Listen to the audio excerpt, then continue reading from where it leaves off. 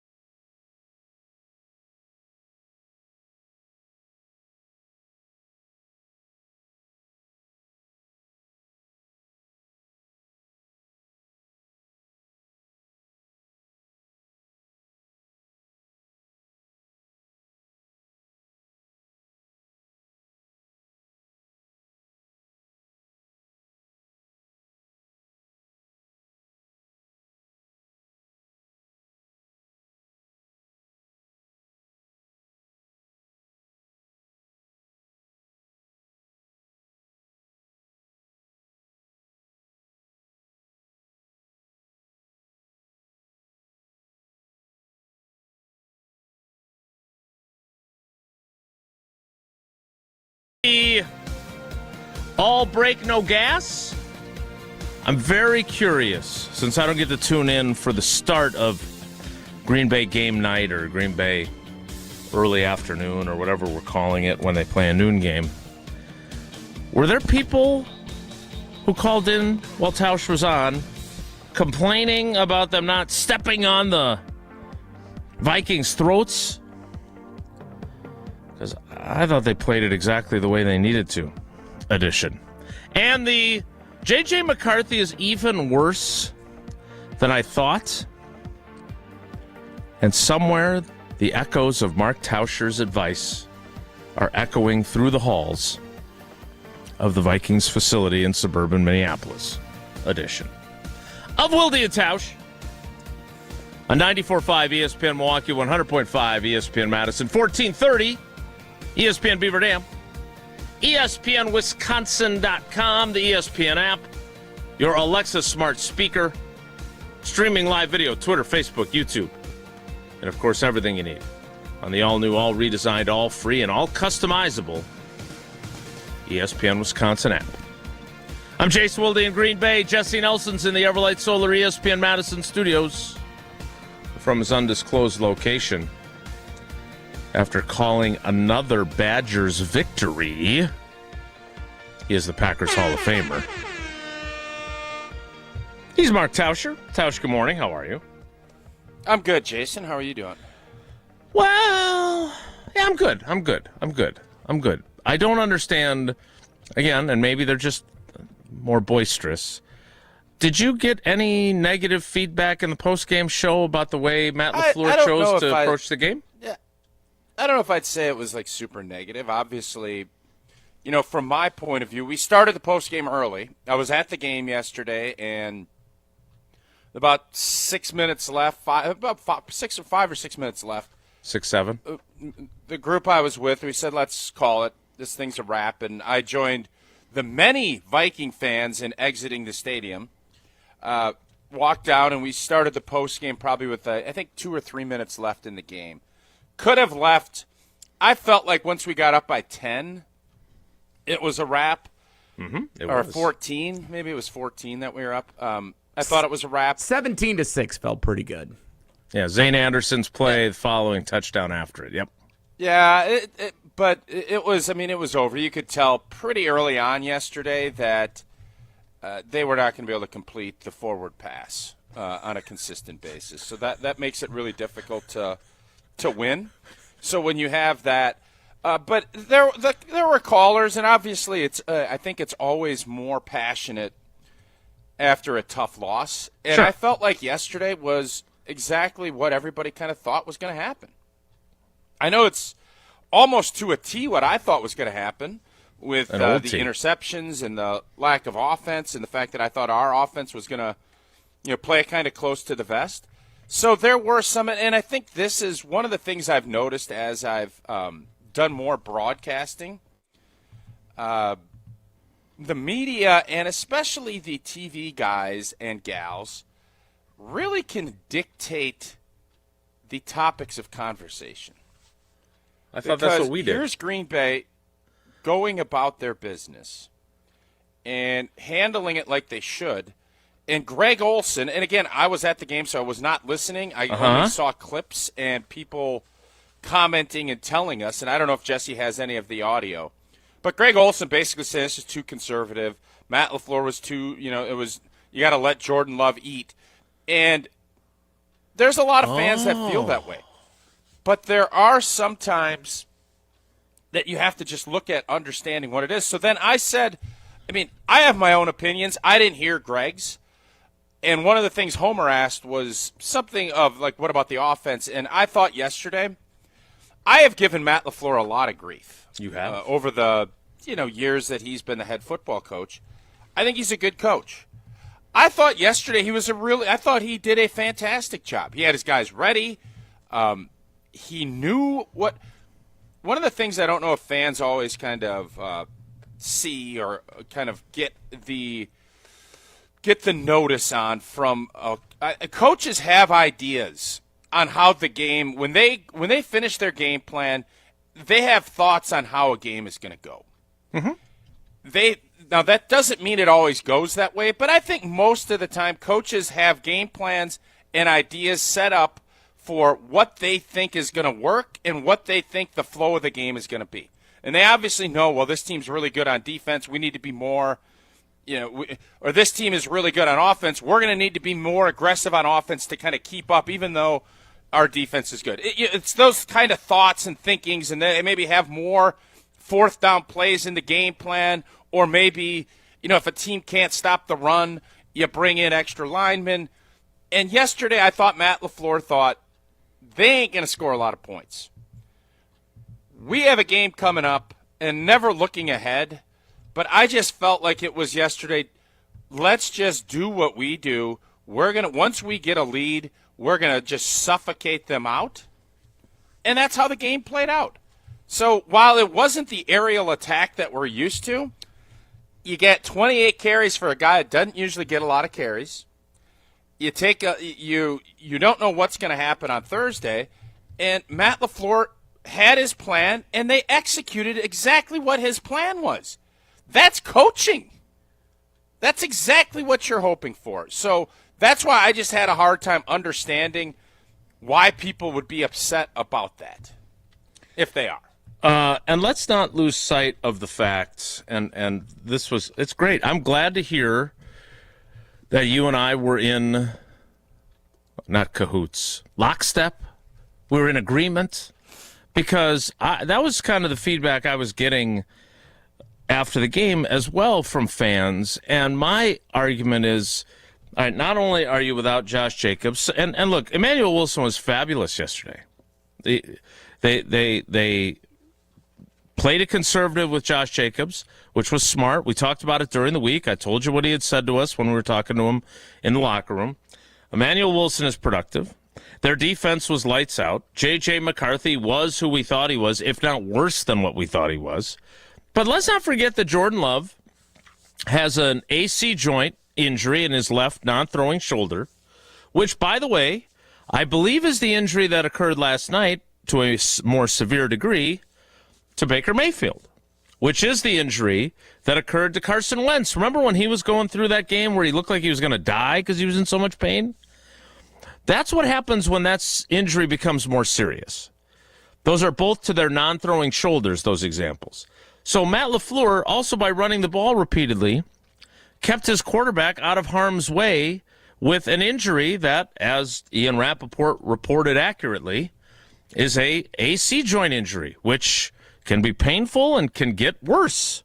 So you also made sure that your quarterback was exposed less than he would if you were deciding to open up the offense the way Greg Olson suggested. And also against a defense, Tausch, that we talk about Brian Flores all the time and what a good defensive coordinator is and all the confusion he creates.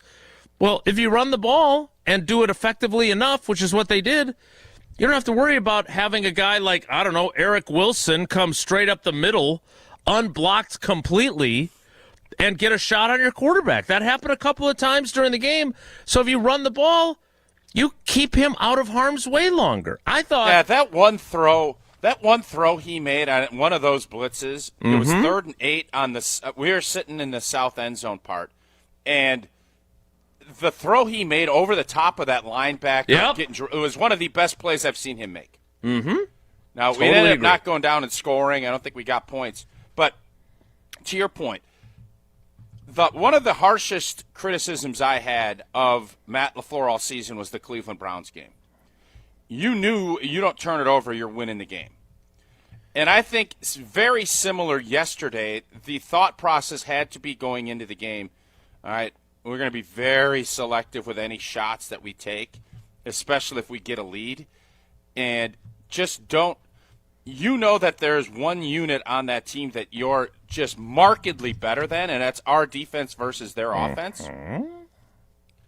And when you got a lead, you knew it was going to take a Herculean effort for them to do anything.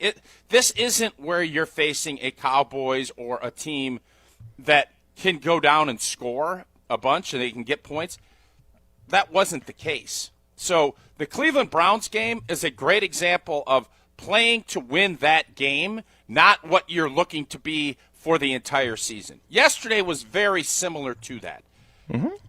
We say all the time, this is a week-to-week league. Now, you have to understand what the formula is for that week. This was the formula. This was what the staff, I'm guessing, got together on Monday of last week when they started getting their plan together and saying, this is how we're winning this game.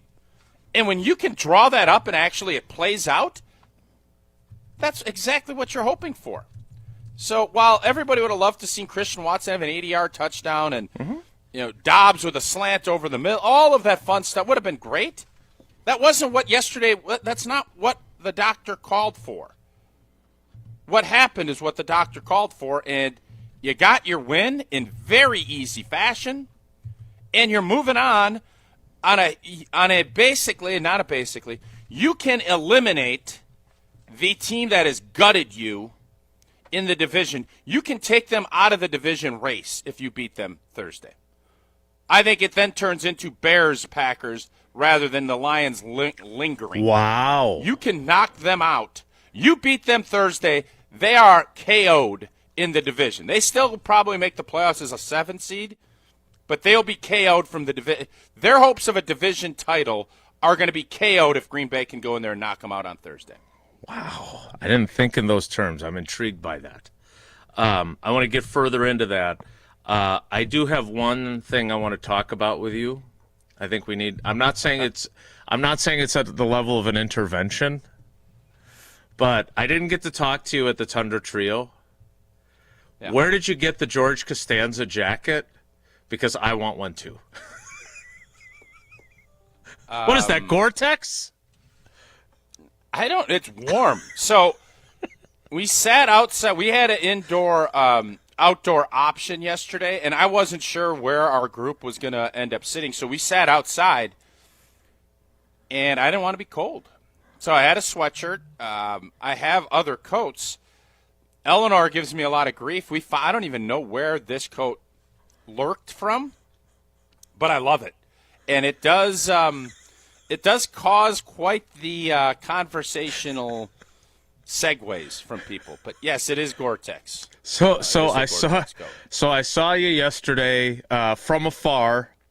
during Green Bay game day, and you were at the Tundra Trio.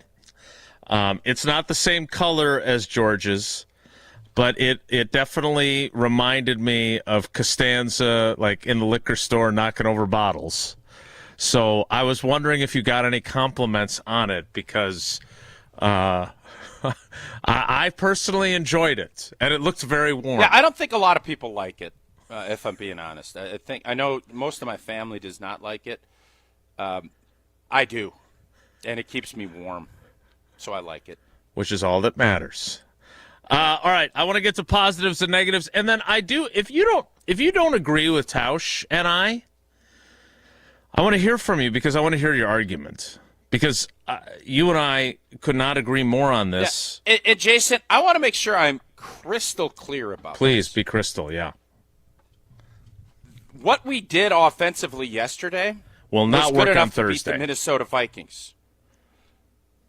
Well, if you can finish my thoughts if you want. That's all right. I figured I thought we what I had a was thing going to going say is- here Would've where been we agreed. Would Like, have been a nice little soundbite there if we would have let him finish that. Yeah. Yeah, at some point I'll.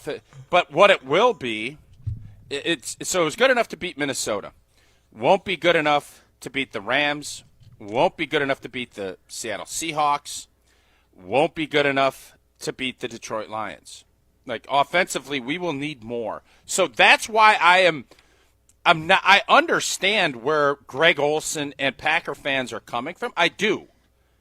But that's not the NFL is get better, but what do I need to do to win this week? That's how the NFL works.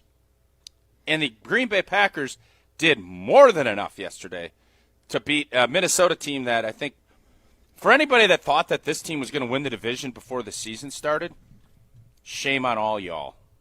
You should have known better. Tried to tell you.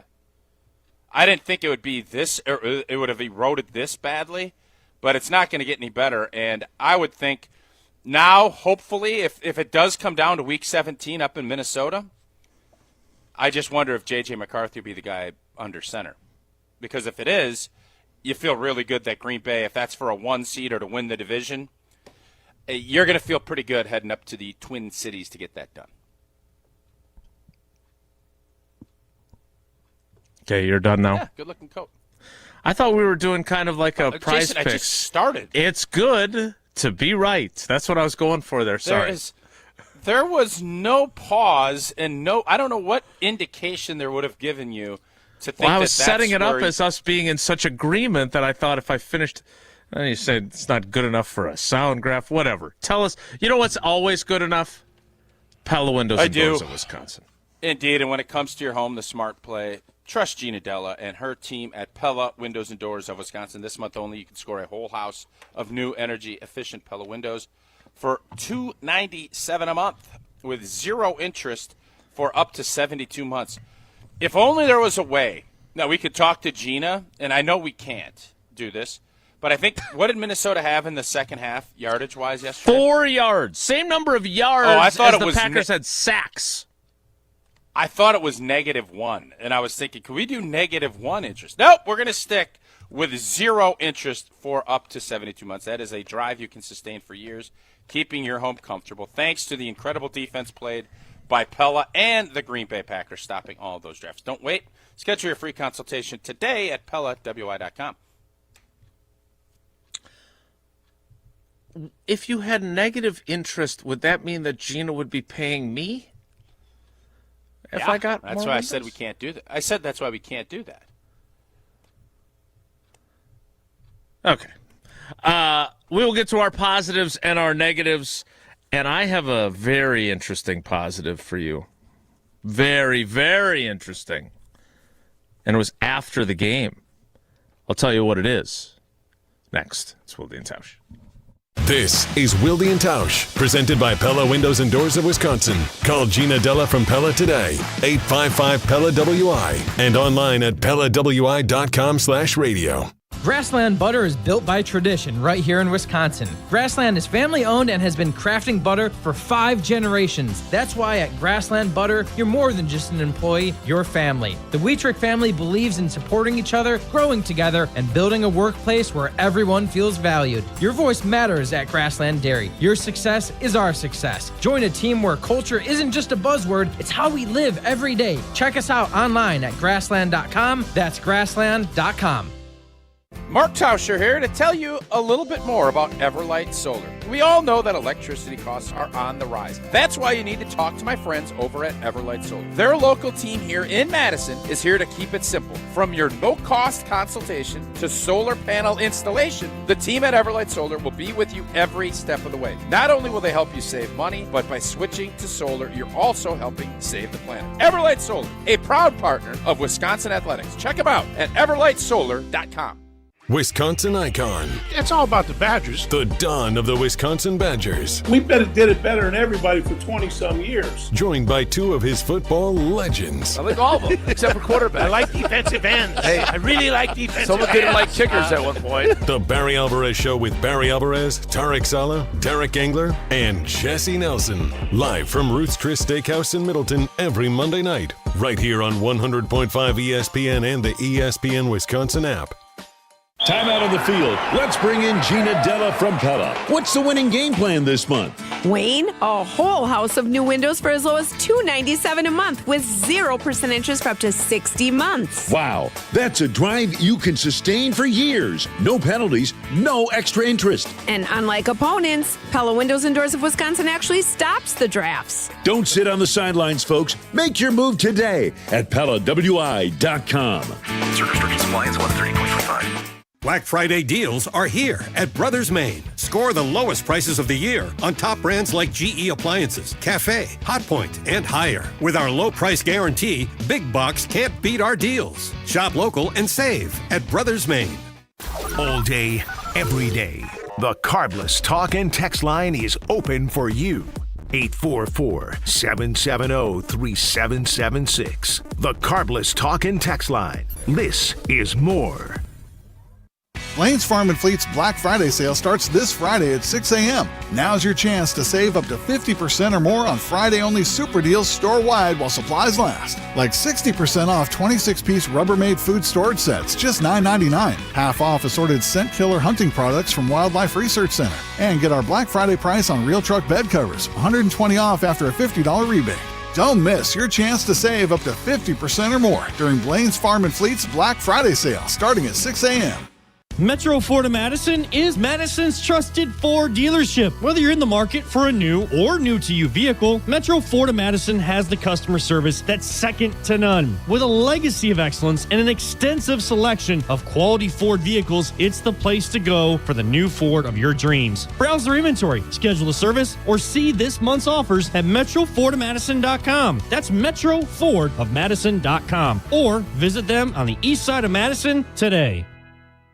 Get ready to unleash the dragon at Hard Rock Casino Rockford. Introducing the region's very first $1 million Dragon Link slot game. Feel the thrill, chase the excitement, and win big. With jackpots soaring to $1 million, your chance to hit it big is here. Come experience the ultimate gaming adventure. Visit Hard Rock Casino Rockford today and play the $1 million Dragon Link slot game. Your legendary win awaits. Hard Rock Casino Rockford. Let's hard rock. If you or someone you know has a gambling problem, call 1-800-GAMBLER.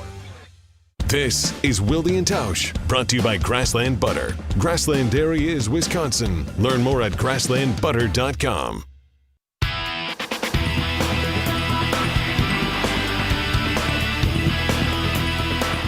It was great. It was amazing. I think you hold a team to 6 points.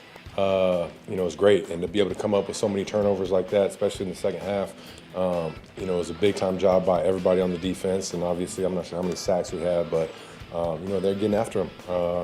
And so, it's a great job by them. That is Jordan Love after the Packers' 23-6 victory over the Minnesota Vikings. Packers getting 3 takeaways, coming into the game with only 8 on the season. Zane Anderson with the creating a turnover by pushing the return man into the bouncing ball and then recovering it. Jelly, did you get Did you get Paul Allen's call of that? It was beautiful. I will have it for us a little bit later in the show. I sent that to you again. That obviously was the play of the game. Like, that swung everything. I felt like Green Bay was in control, but with Flores' defense and kind of how that goes, until you get up 2 scores, I'm always just a little skittish. Mm-hmm. And I just tweeted this, Jason, before you pay your tees off on the end of the game.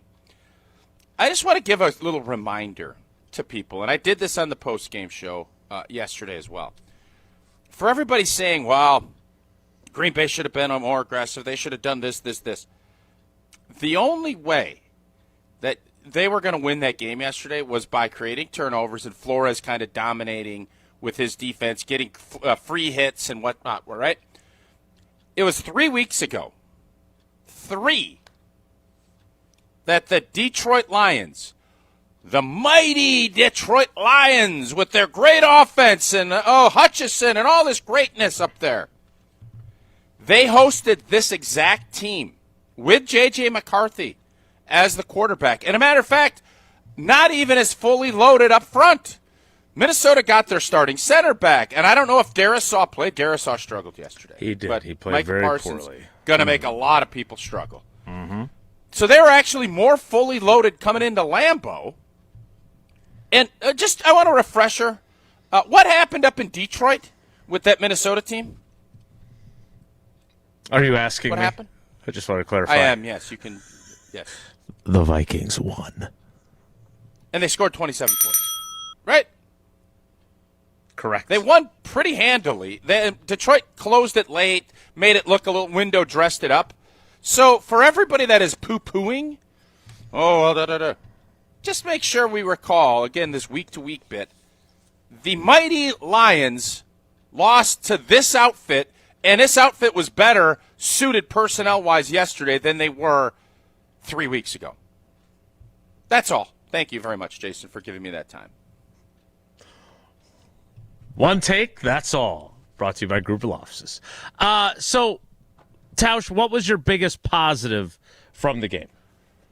The running game. I mean, obviously, Micah and with what the defense was able to do, but Homer said that it shouldn't count because J.J. McCarthy's the worst quarterback in the history of the world, and I said, come on now, let's take a beat. He isn't very good, but we kind of knew that.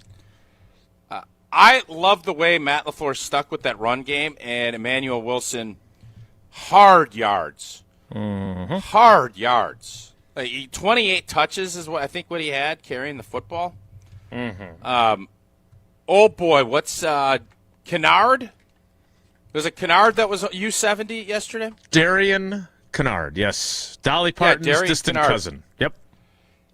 He comes in for, I think, 21 snaps yesterday. It was a thing of beauty. They put Belton in, and that's going to be a big question mark of what they're going to do moving forward there at right guard.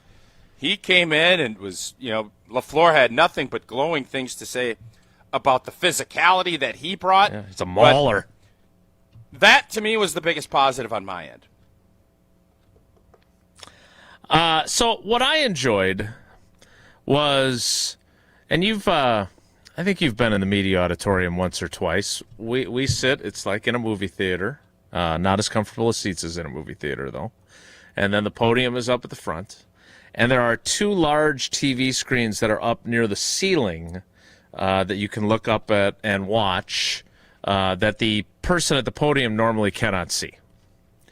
Well, in this instance, both Jordan Love and then Matt LaFleur could see it, and they had the Giants-Lions game on. And so Matt LaFleur is conducting his press conference while trying to multitask. And he had a great line. I don't know if we have the audio of this, but where I started to ask a question, I said, if you want to watch the end of this, I'm happy to wait. He said, I'm kind of listening. But then after the game got done, after he got done with his press conference, he watched the remainder of the game with us, which was fun. And as I've said about you when I've been around you watching football, you guys just see the game completely differently. And it is you just feel smarter when you get to watch the game with somebody who knows the game that well. But it was an off the record session. But one thing that we did talk about amongst us and with Matt is how this season feels like, more than any other, that the any given Sunday thing applies, right? The Packers have demonstrated it. They lost at home to the Panthers. They lost on the road to the Cleveland Browns, who are terrible. You know, the Las Vegas Raiders are even worse, clearly. But the fact of the matter is that if you don't play smart, largely mistake-free football, you're going to get your blank beat. And the Packers have demonstrated that. The interception late in Cleveland, the fumble in the red zone by Savion Williams early against Carolina, the fourth down mistake they make against Carolina, the interception Love throws. So I just thought that they played the exact game that was required yesterday. And I just, to your point that you were making earlier, I would add, no one here, no one on this program, no one who was in the stands thinks that you can play that game and win in a couple of days on Thanksgiving, including Matt LaFleur. So the let it rip, you're going to need Jordan Love to have one of his Jordan Love really great games as opposed to completing 14 passes and basically making 2 significant throws all day. That will not work. They'll have to play a different game.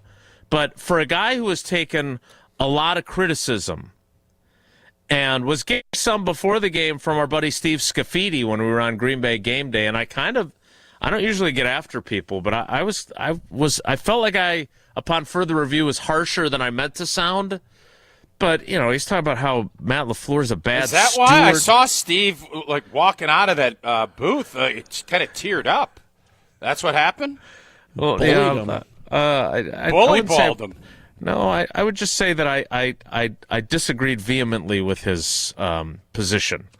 And my point is that Matt LaFleur is not a perfect coach. We all get it. But for the crowd that is so down on him constantly and wants to see him fired and all this other stuff, he did exactly what was required. Now he has to try and do that again 4 days later. And if they go into Detroit and win on Thanksgiving, because, look, they can play what apparently Greg Olson was looking for. They did it on Thanksgiving 2 years ago. That was the all-gas, no-brakes guy. Remember?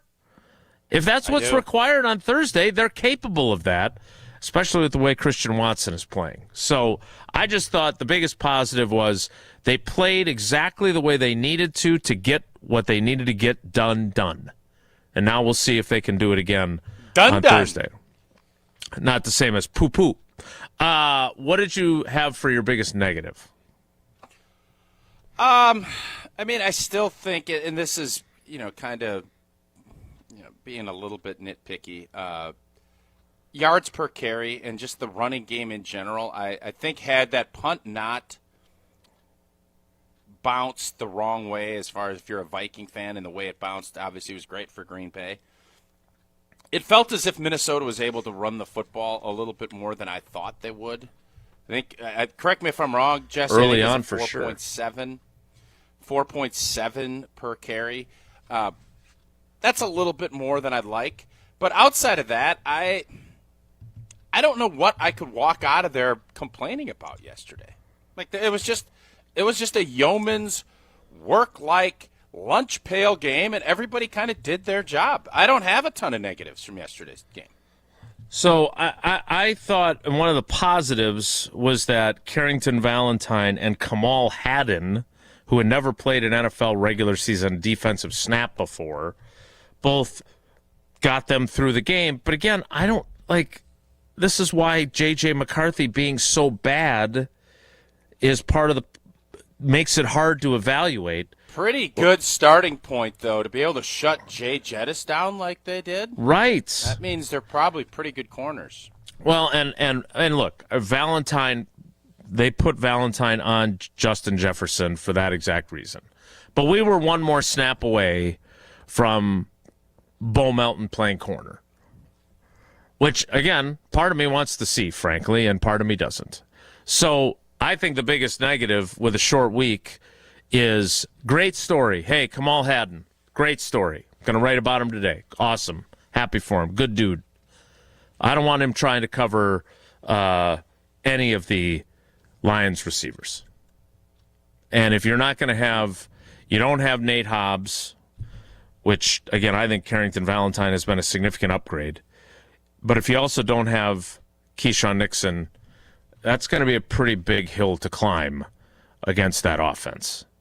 If you're playing with Kamal Hadden and Carrington Valentine as your top two corners. So, do you agree with Homer? Because Hadden wears 36, right? I just want to make sure. Correct. Yes. Mm-hmm. Mm-hmm. Do you agree with Homer that if you make the Hall of Fame, every number should be retired? No. Okay. Do you? He thought no. He thought that they should, and then I said, well, how the heck are you going to end up having to put like decimal points on jerseys? Triple digits. 140. No, I think he'd go decimal points before he'd go triple digits. But, yeah, he was convinced that every player that has made the NFL's Hall of Fame, that number should be retired. So I said, well, Green Bay, you'd be running really low on numbers. You would. 29 guys in the Hall of Fame. I'm curious. So how do you, like, Bulaga was there yesterday, Corey Lindsley was there yesterday, obviously you were there yesterday. Is there anything, when you watch a guy who wears your number, is there any thought of that while you're watching the game? Any at all? Thought of what? That he's wearing my number. That's my number. Like, do you watch that guy any more closely or anything? You lease those jerseys. You don't own them. With an option to buy if you get into the Pro Football Hall of Fame and play at an even higher level to get it retired. Maybe. Because come on, one of the things that I like on that point, and then we'll get to calls if we even have any, because nobody's really angry today, I don't think. I kind of like the legacy number deal, right? Like 36 was obviously Leroy Butler, and then Nick Collins had it.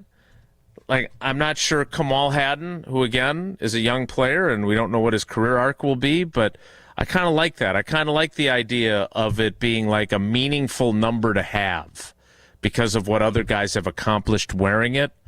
75 wasn't Forrest Gregg 75 once upon a time? Yeah. Yep. So I just, Aaron Banks proudly wearing number 65, just as Lane He's Taylor been playing a lot did better. Before. I'm gonna give Banks credit. He was not great, and I don't know if they found something with how they've rotated or set him out on Fridays now. He's been playing a lot better ball the last couple weeks. I would agree. All right, we will get to your calls and texts. Jesse, has there been a lot of activity today, or is just everybody happy?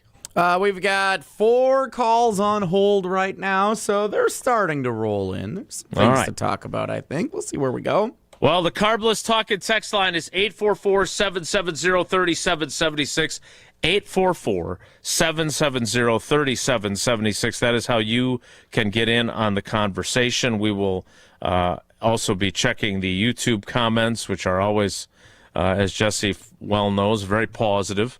844-770-3776. That is the Carbless Talking text line. Carbless less is more. We've got our jingle for your Kringle contest. It's back for another year with Racine Danish Kringles.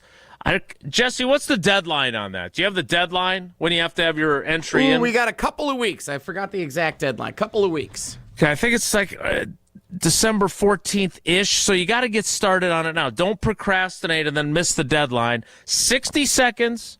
Include the phrase, it's not just a treat, it's a tradition, and you will be entered for your chance to be selected as the winner, and the winner gets Kringle for a year.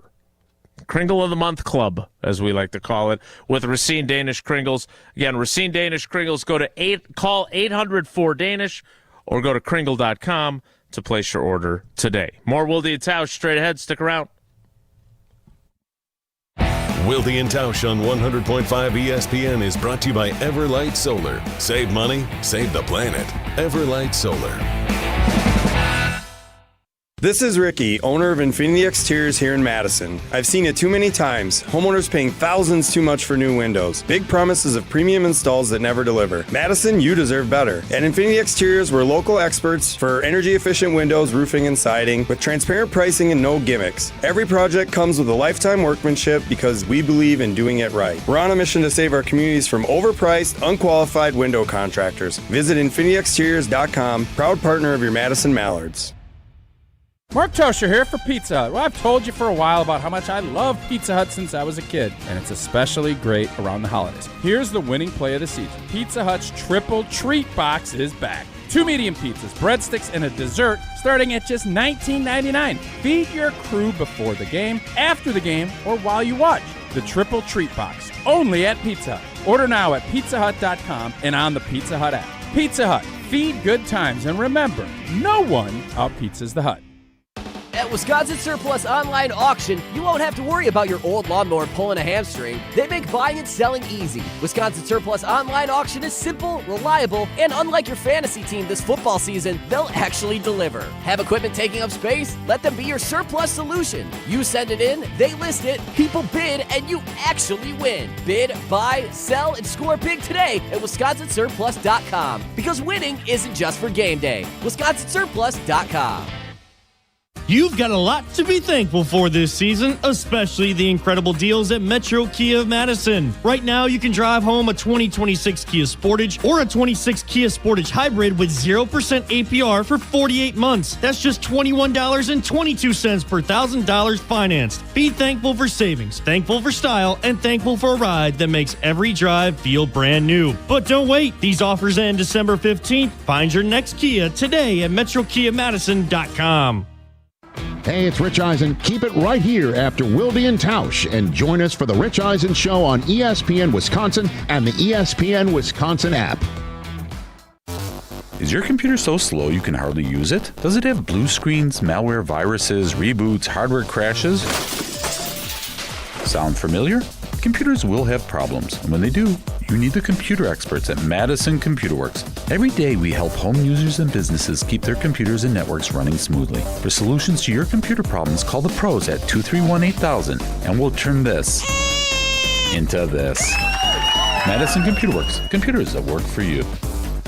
Wisconsin is as hard-working of a place as you'll ever find. People here are tough, but even the toughest among us need help after a serious accident. At Gruber Law Offices, we won't stop fighting for you and your family. One call, that's all.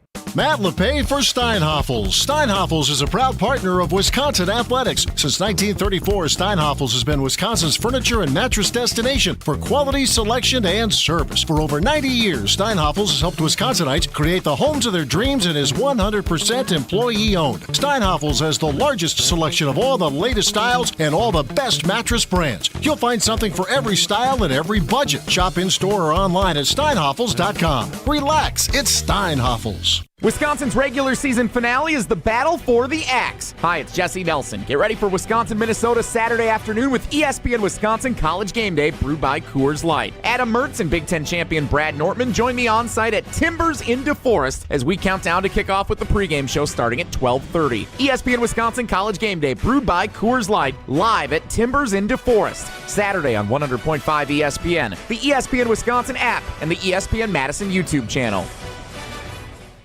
We're on the Badgers. This team has found an identity under Luke Fickell, and that identity is violence. Because we're on Wisconsin sports. Tough, nasty, and dependable. You're listening to 100.5 ESPN.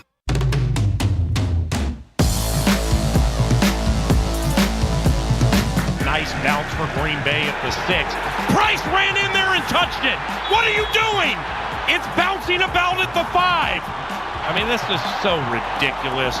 Seriously, after the special teams L on Devin Duvernay last game, and Price lets it fly over his head, and then for whatever the reason decides to run back by the ball.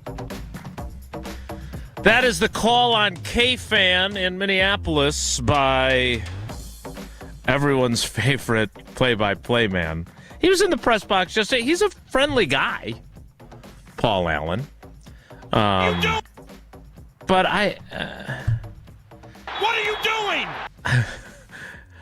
First of all, I don't think their return guy, Miles Price, actually did try to field it. What he did, I was talking to Zane Anderson about this, is that he chose to try and block Zane Anderson when the ball was nearby him. And they are taught to then take that player and try to shove him into the ball, which is exactly what Zane Anderson did. So his mistake wasn't he was trying to field it. His mistake was allowing himself to – he should have just gotten out of the way. What do they call that, Tausch? A Peter call? Like, just get away from the ball. Yep. And instead, Zane Anderson is able to physically push him into the ball and then recover it. And that Matt LaFleur called it the play of the game. Everything changed with that play. No blank. What are you doing? Think I never about, understand. Listen, punt returning is the hardest job. To me, it is a hard job. You got people running 20 miles an hour, screaming at you. You got wind. You got sun. You have decisions to make whether you're going to fair catch. You don't know. The ball spins differently. There's all kinds. But in this instance, once you make the decision that you're going to let it go and not land and not catch it, just get out of the way. If they make a play on it, great. Right. I'm not interested in trying to block it and let Zane block me into it. That's where Paul Allen. I think Paul Allen called that exactly right. What are you doing? Get out of the way. And you don't, and give Zane credit for taking advantage of it. So, for as hard as I've been on Bisaccia, his kicker made kicks. They had the game-changing play. So, kudos to Rich for the week. Now let's do it again on Thursday. What are you doing? 844-770-3776. Let's get to your calls. 844-770-3776. That is the Carbless Talking text line. Lists is more. Start with Eric in Green Bay. Eric, good morning, buddy. How are you? Good. How are you guys doing? Super. Very good. I'm gonna lead off with negatives right away, and I'll tell you what. I just returned from a trip out to the great land of Canada. I was in Vancouver. I had a Packer hat on, and someone from pretty far away just gave me a "Go Pack Go," and I was far enough away where I didn't even know if they were talking to me. And turned around, got the. I was hoping this was somehow Ricardo in Canada. I had this fleeting thought of like the Wilde and Tausch universe was coming together. It was not. So that was my biggest letdown, Pack related from the week. I know. It's a pretty good negative. I kind of like that. Yeah, everybody was very kind in Canada, so I'm thinking they must have somehow interacted. I don't know how many degrees of separation from Ricardo, but he was there in spirit.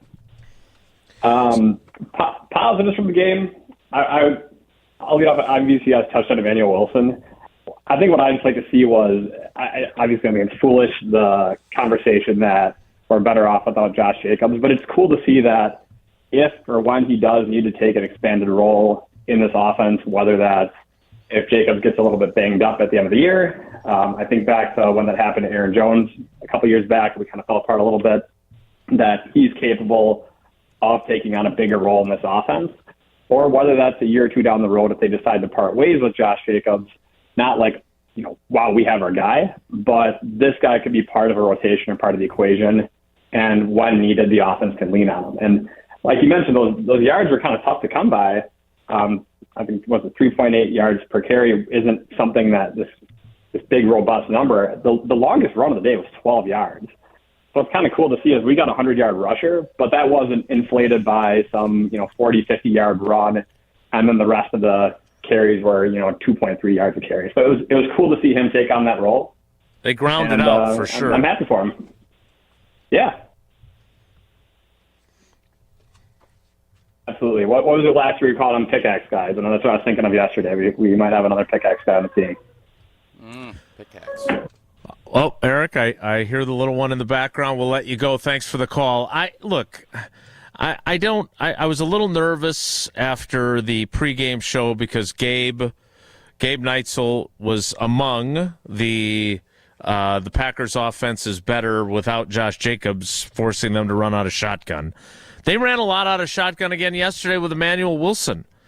So it would appear, Tausch, that that's not just a Josh Jacobs thing, right? Well, that could be the shoulder deal that Jordan's dealing with too. Right. Good point. Thank you. I don't know. I don't know what their offense will evolve to, but for those of us because I don't disagree with the part about the shotgun runs. There were a ton of them. I get it. I would like to see if and when that shoulder is fully healed again, and if they can get through another couple games that way, that would allow that to happen. I still get him moving, move the pocket, rollouts, bootlegs. I still think that I find to be a fair criticism of their offense, that we don't see that as frequently. I think that's very fair. Let's get to another call before the break. 844-770-3776. Let's go to Reggie in Texas. Reggie, good morning. Welcome to Wilde and Tausch. How you doing? I'm doing great. Good morning, y'all. You make me laugh. You guys are sneaky funny. The digital or the decimal on the retired jerseys is pretty good. Love that. I wanted to jump in on something real quick. First of all, I'm not going to pretend to know what Tausch knows, but even on the touchdown run, Emmanuel Wilson, Morgan missed his block. I mean, he ran the defender over at the goal line. So I guess they finally reached the red line with Morgan where they said, hey, listen, we got to make the change. I think Belton's just more physical. Even when he wasn't making blocks, he was trying to be physical. And you can see that even at home watching as a viewer. And I'm like, two real quick points. Emmanuel Wilson presses the hole. And I don't think, I'm not comparing him to Jacobs, but sometimes that different style where you just go in and press the hole and the offensive line knows you're coming right behind them. You're not swinging and swerving. And my third point, and then I'll hang up and listen. They seem to make a conscientious effort to throw the ball to Watson more, which I think is in their best interest. I'll hang up and I'll listen. So a couple things there, and thanks for the call, Reggie. First of all, let's start on the offensive line. I don't know what Jordan Morgan will be, presuming he is the starting left tackle in 2026. But you've heard Brian Bulaga say on this program, who was a very good right tackle in his own right, he could not play guard. Just couldn't do it, right? He admitted that.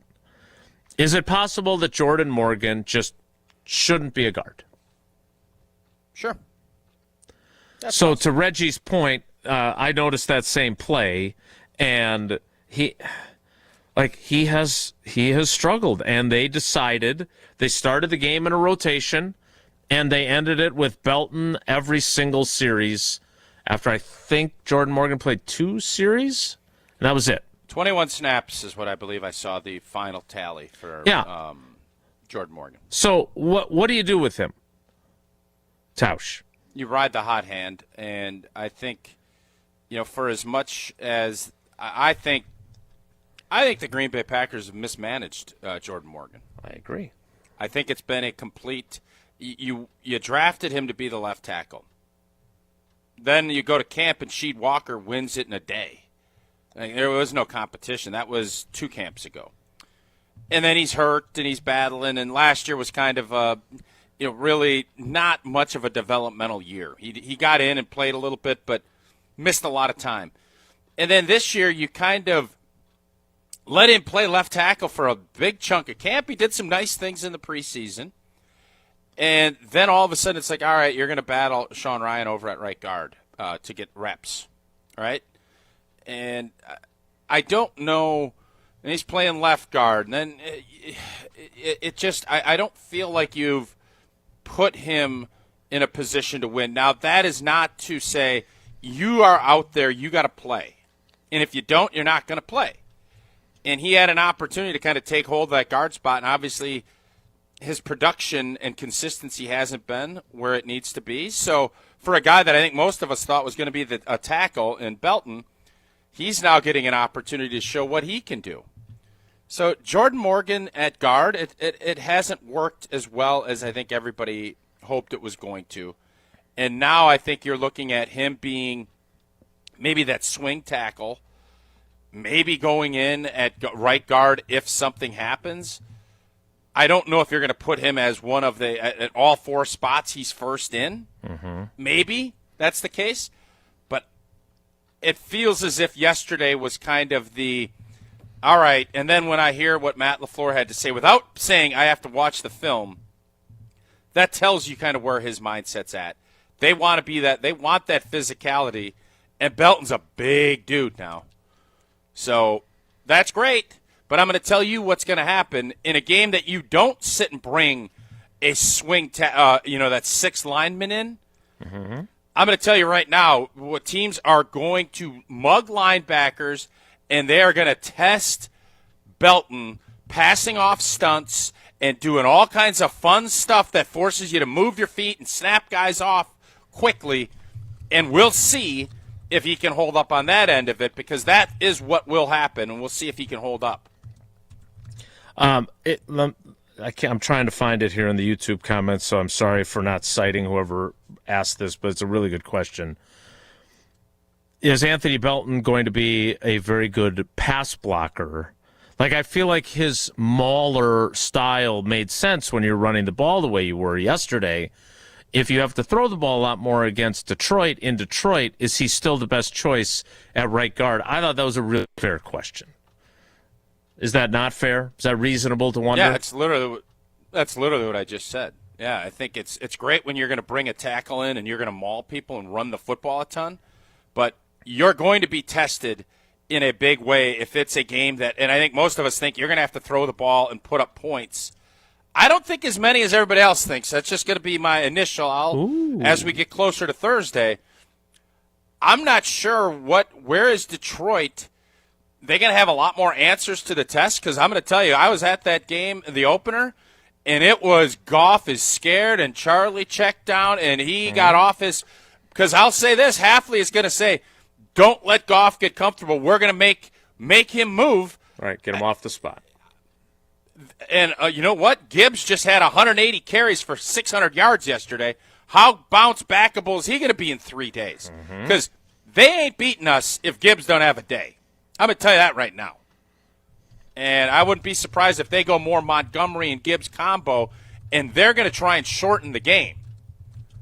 So I don't think that's going to be an old shootout at the OK Corral on Thursday. I think it's going to be a lot grittier than what people think.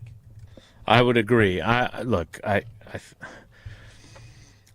think they have made some strides on the offensive line. I am curious to see what they can do on Thursday. But to your point about, is Belton starting at right guard on Thursday? See, Jason, that your best, not your reporting, your opinion. Yeah, that's the thing. Like, because I don't think that Jordan Morgan is as god awful as we are starting to wonder if he is.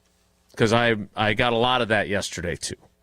I would say that I think he's probably right about who he should be, right? He said from the very beginning, I want to play left tackle. It's where he's played his entire life before getting to the NFL. But if you can pass protect, I think you need to be able to do that. And I don't know how good Anthony Belton will be in that role. I don't. Because he had never played guard before. We'd never seen him play guard. Yep. So? I mean, who's starting at right guard, in your opinion? I think they might choose to rotate them, and then if they get into more of a throwing mode, I think then Jordan Morgan will play. Because remember, a couple weeks ago, when they were still rotating at right guard, there was a week where Jordan Morgan played the entire game, and Sean Ryan didn't play at all. And then the next thing you knew, they looked at the film from that game and said, "No, this could be we need to go back to rotating." New trend.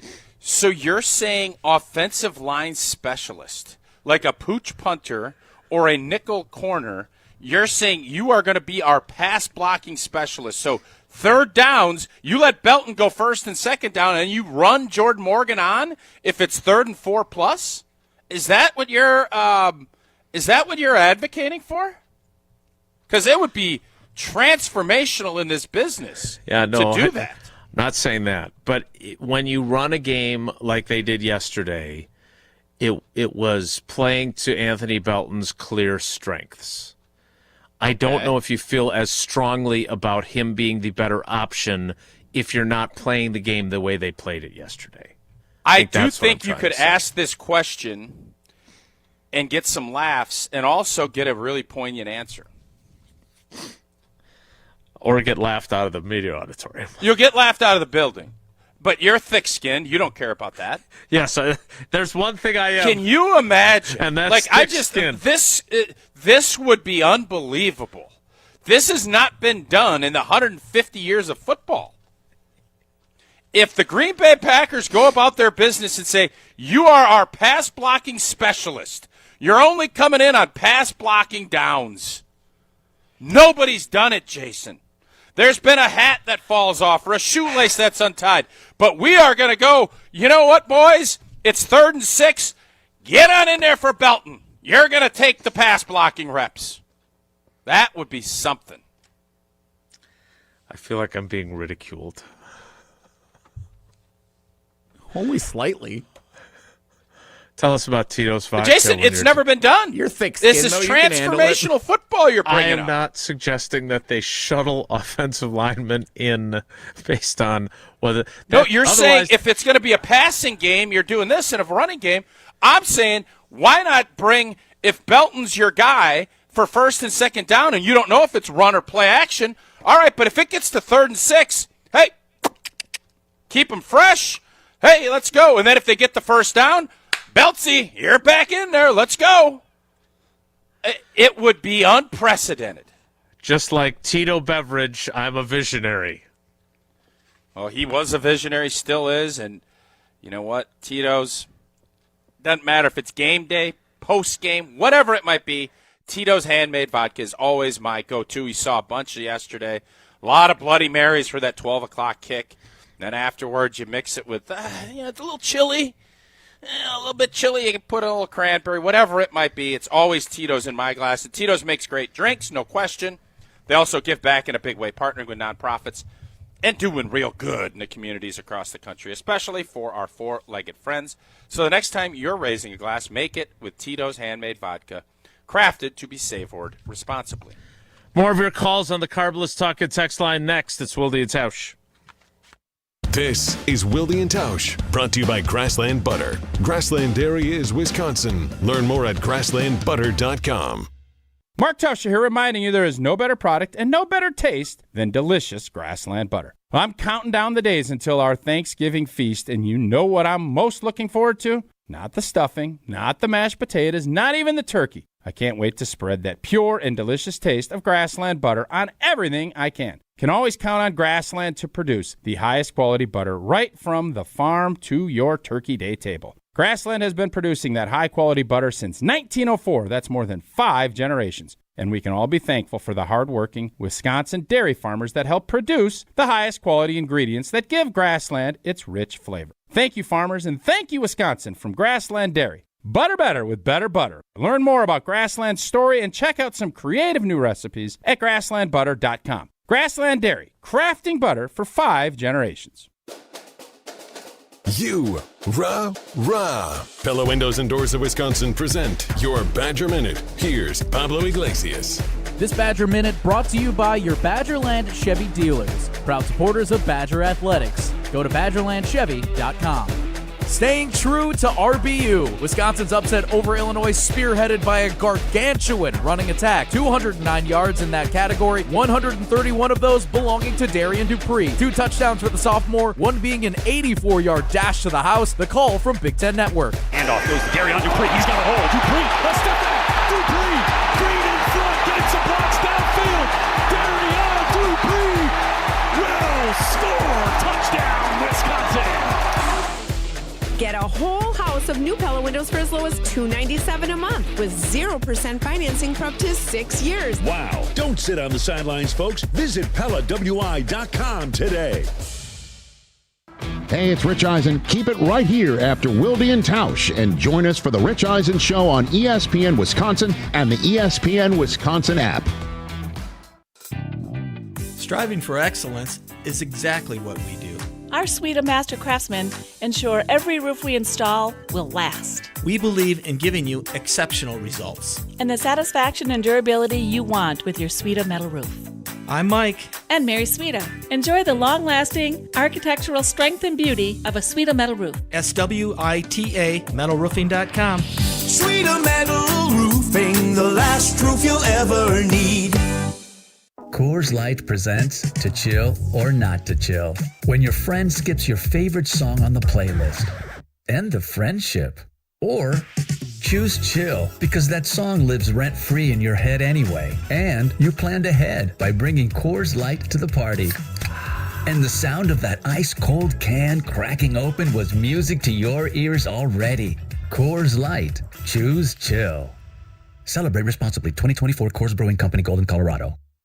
Liberty Station American Tavern and Smokehouse isn't just a barbecue restaurant. Open daily for lunch and dinner, Liberty Station serves American comfort food with regional touches using many locally sourced ingredients. The bar at Liberty Station offers vintage cocktails created in a classic style, local craft beers, plus a wide array of wine options. And be sure to check out their sprawling patio with an indoor and outdoor porch area. Liberty Station, conveniently located just off the Beltline on Rimrock Road. What's new at Zimbrick Chevrolet? A lot! A free car wash with every service, plus a brand new detail facility to keep your ride looking fresh all year long. Relax with coffee and snacks while you wait, and if you can't, grab one of their numerous service loaners, take the shuttle, or even get a lift on them. Plus, Zimbrick Chevrolet has the largest new Chevrolet inventory in southern Wisconsin, and you'll never overpay at Zimbrick Chevrolet. Zimbrick Chevrolet in Sun Prairie, the name you can trust. We're on the Packers. This felt more like the team that we saw in weeks 1 and 2. Because we're on Wisconsin Sports. This was the defense that we know and love. This is the defense that can win you a championship. Nobody covers the green and gold like 100.5 ESPN.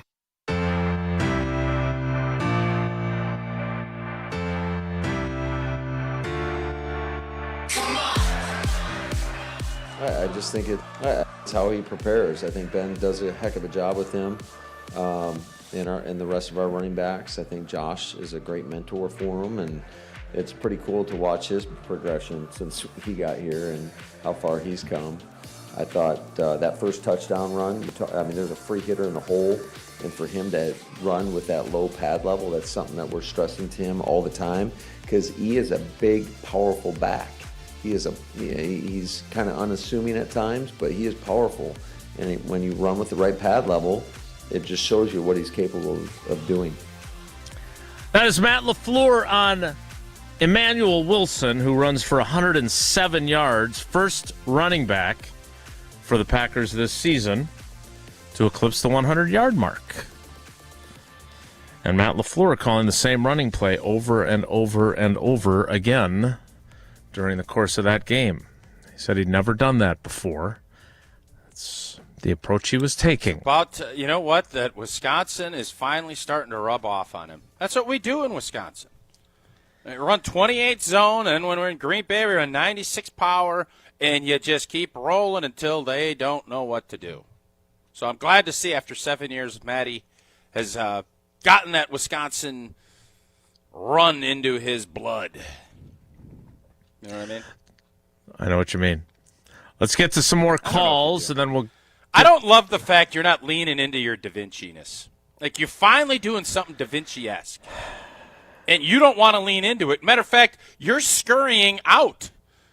Like, it's great to have visionary thoughts. And I don't know if you kind of dumbed into this or if this was legit what you're thinking, but you have Da Vinci-esque thoughts, and you decide... I'm going to scurry from them? Like, just think if Da Vinci felt that way. All the innovative things he did, and he ran because he was afraid of a little pushback and some laughter? Ha! The world wouldn't be the same place, Jason. So lean in. Lean in. Da Vinci. Go ahead. It's quite the Is he the greatest innovator of our time, or who would we say is the wasn't exactly greatest our innovator? Time, I'd say, but well, of time. Yes. I'd say Da Vinci. Of our time. Da Vinci has to be among the great innovators in all of history, yes. Yeah, Who he was else a is in that five-tool innovator for sure. Who else is in that category? Is Galileo in there? Edison. Who are the innovators that we need Edison to with put the Wilde light in the bulb. category with? Not Edison. Franklin. Yeah, he's more of an inventor, but okay, we'll give you that. Kyle Shanahan. I don't know why you do that, Jesse. I don't know why you do that. I thought it was a pretty good line, actually. All right. First of all, I'm not Da Vinci or Galileo or any of the great innovators because Tausch is making fun of me, which is fine. But no one is putting in offensive linemen.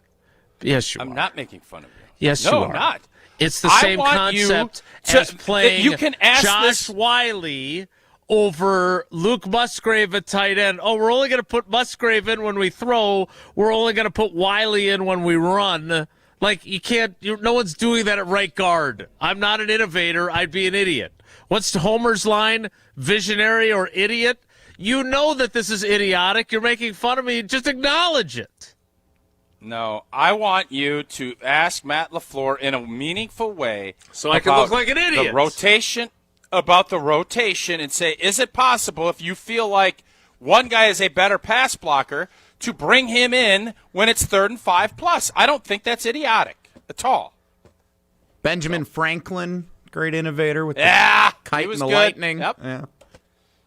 I know Jason won't agree with me on this, but obviously Musk has done some pretty innovative things. In today's day and age, I don't know who else you put in that category.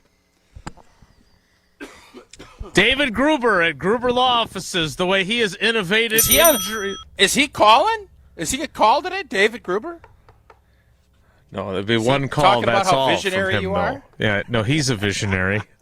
And he will win your case. He and his team are the best in the business. They've been doing it for 40 years nearly. And that's why you need to make the call if you've been injured. And if you haven't, good. I'm glad you don't have to call. But if you have been injured in an accident, that's the call to make. 414-276-6666. 414-276-6666. Gruber Law Offices. One call. That's all. I want to apologize to those of you who are on hold because we squandered that final segment with Tausch making fun of me with my innovative idea. We will get to your calls at the top of the 10 o'clock hour in 2 minutes, so stick around. Don't go anywhere. Another hour of Wilde and Tausch, presented by Pella Windows and Doors of Wisconsin, is coming up next on ESPN Wisconsin and the ESPN Wisconsin app. Mark Tosher here for Pizza Hut. Well, I've told you for a while about how much I love Pizza Hut since I was a kid, and it's especially great around the holidays. Here's the winning play of the season. Pizza Hut's Triple Treat Box is back. 2 medium pizzas, breadsticks, and a dessert starting at just $19.99. Feed your crew before the game, after the game, or while you watch. The Triple Treat Box, only at Pizza Hut. Order now at pizzahut.com and on the Pizza Hut app. Pizza Hut, feed good times, and remember, no one out-pizzas the Hut. Hey, this is Jonathan Blackwell of Wisconsin Badgers basketball. You're listening to 100.5 ESPN WTLX Monona, Madison, a Good Karma Brands radio station. Broadcasting live from the Everlight Solar Studio, this is your Metro Kia of Madison Sports Center.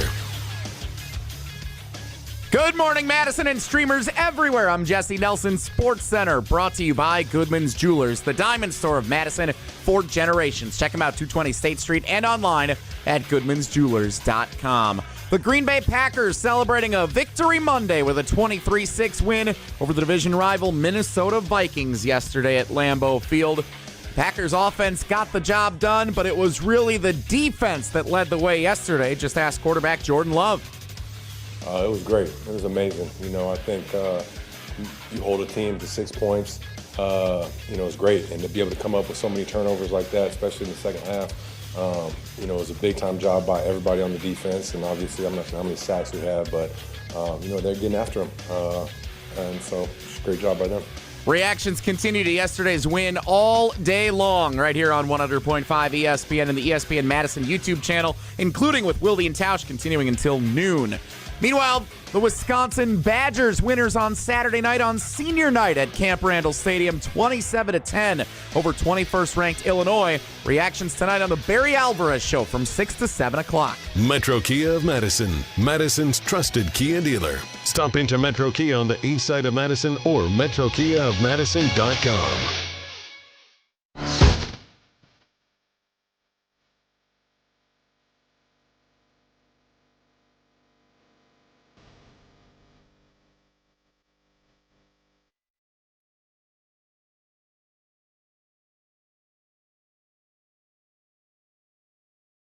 The 10 o'clock hour of Wilde and Tausch begins now. Jim in the ESPN Milwaukee YouTube comments with a good point. I looked at this morning as well when the snap counts were out. The tight end snap counts. Maybe I can have a pass-blocking right guard and a run-blocking right guard. The tight end snap counts with them going very heavily toward running the football yesterday. John Fitzpatrick, 40. Josh Wiley Coyote, 27. Luke Musgrave, 25. So much for that's been addressed, and he'll play more snaps next week.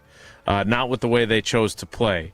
Also, one of the questions that I should have asked after the game and didn't, Lucas Van Ness played 6 snaps. Now, I don't know if that was they had him on a snap count and they just wanted him to get back for a little bit of work, or did he re-injure his foot? So that was one of the things that probably should have been asked and didn't, because I did notice that he went to barely giving you an played. answer at that point. He went to giving you an answer. Well, he would. I think he would have acknowledged that he might have re-injured his foot. Like, we got to take a look at that. He had some discomfort or whatever else. But sure. That would have been worth asking. All right, let's get back to your calls, because I know there's a bunch of you waiting on hold. There are some open spots as well. Jesse standing by, waiting for you on the Carbless Talk and Text line. 844-770-3776. 844-770-3776. Let's go up to the UP and talk to Don. Don, good morning. Welcome to Wilde and Tausch. How you doing? Hey, Wilde and Tausch. First time, long time. I love you guys. Wow, I love that. We love you too, Don. So now wait, if you're a long time, what made you a first time today? What did we say that made the spirit move you to call? Well, it's we've been all hearing about the haters about Matt LaFleur's play calling the last month, and we all get it, right? It's slow, it's boring, predictable, but for the most part it's worked. We're in a position to take over the division here during the final stretch. But it's funny how the narrative is so different from last week to this week when you lose a game that was close and you win a game that was a blowout, right?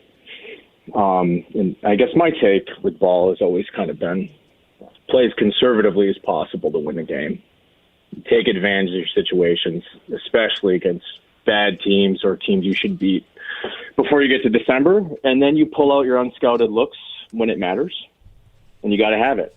Everybody can be Detroit, and run trick plays to Dan Skipper in September, and then when it's on the line against the Commanders and you need a play, you're throwing a trick pass with J-Mo when the whole world literally is expecting it.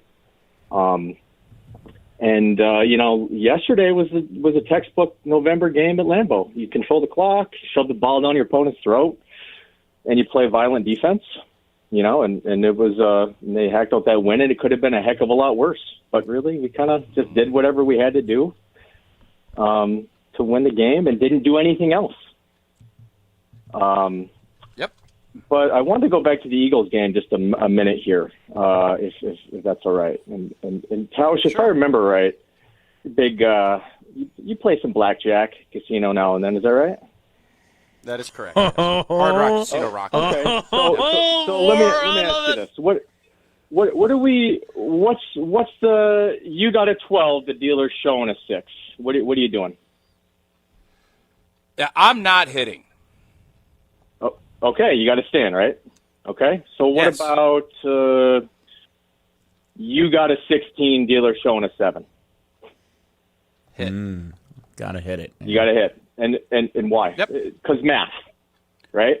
Math. So you got to math has to math. Yep. Because math. So you got a defense sitting in a too high shell. What do you got to do? Run the ball. Run. You're damn right. You want to take a deep shot, but you can't. That's what they're sitting back there waiting. And sometimes you just can't execute, right?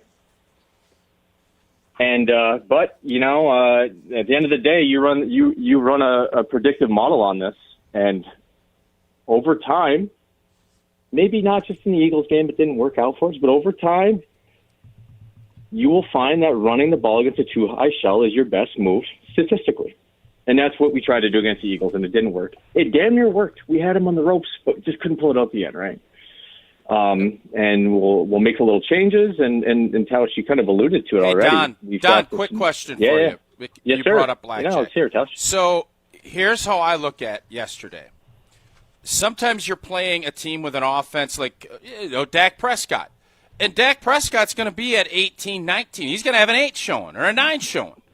J.J. McCarthy and what Cleveland, even with Joe Flacco, who, by the way, I poo-pooed Joe a little bit, but with J.J. McCarthy yesterday, you are playing all day. And this is the dream when you sit down at Hard Rock Casino Rockford. You sit down, and there is a 6 in that dealer showing every time, a 4, a 5, or a 6. And you are sitting there, and you're like, all right, man, if I have a 9, I'm going to be aggressive. I'm going to double. I'm going to double with a 10. I'm going to double with an 11.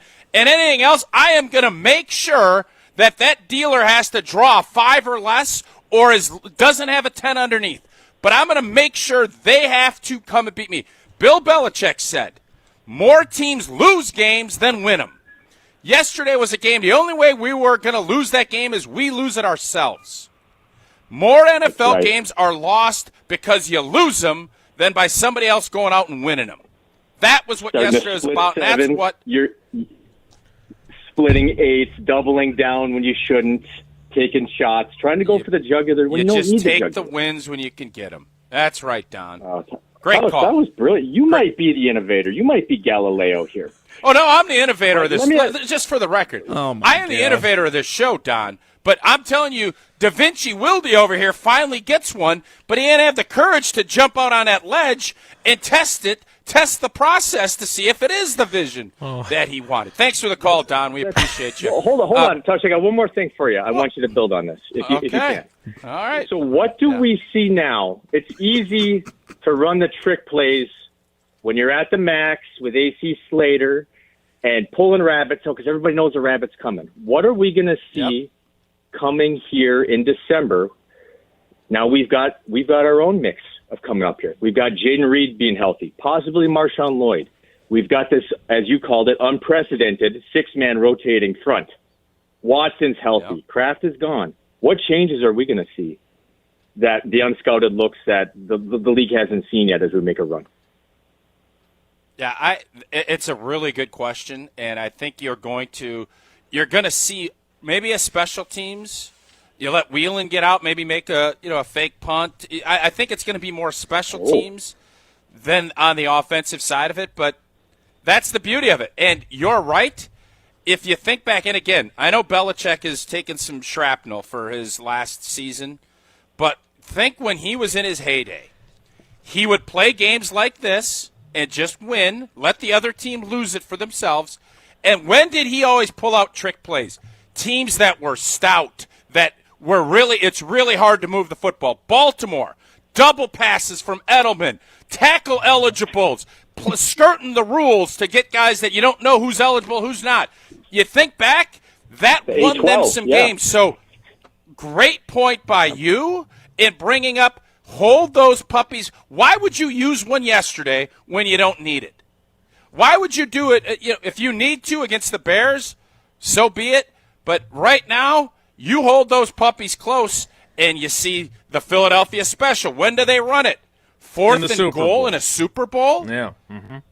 That's how you win. You take those calculated risks when that dealer maybe doesn't have a six. You're not taking a hot chick to a date in September. You're taking her to the prom.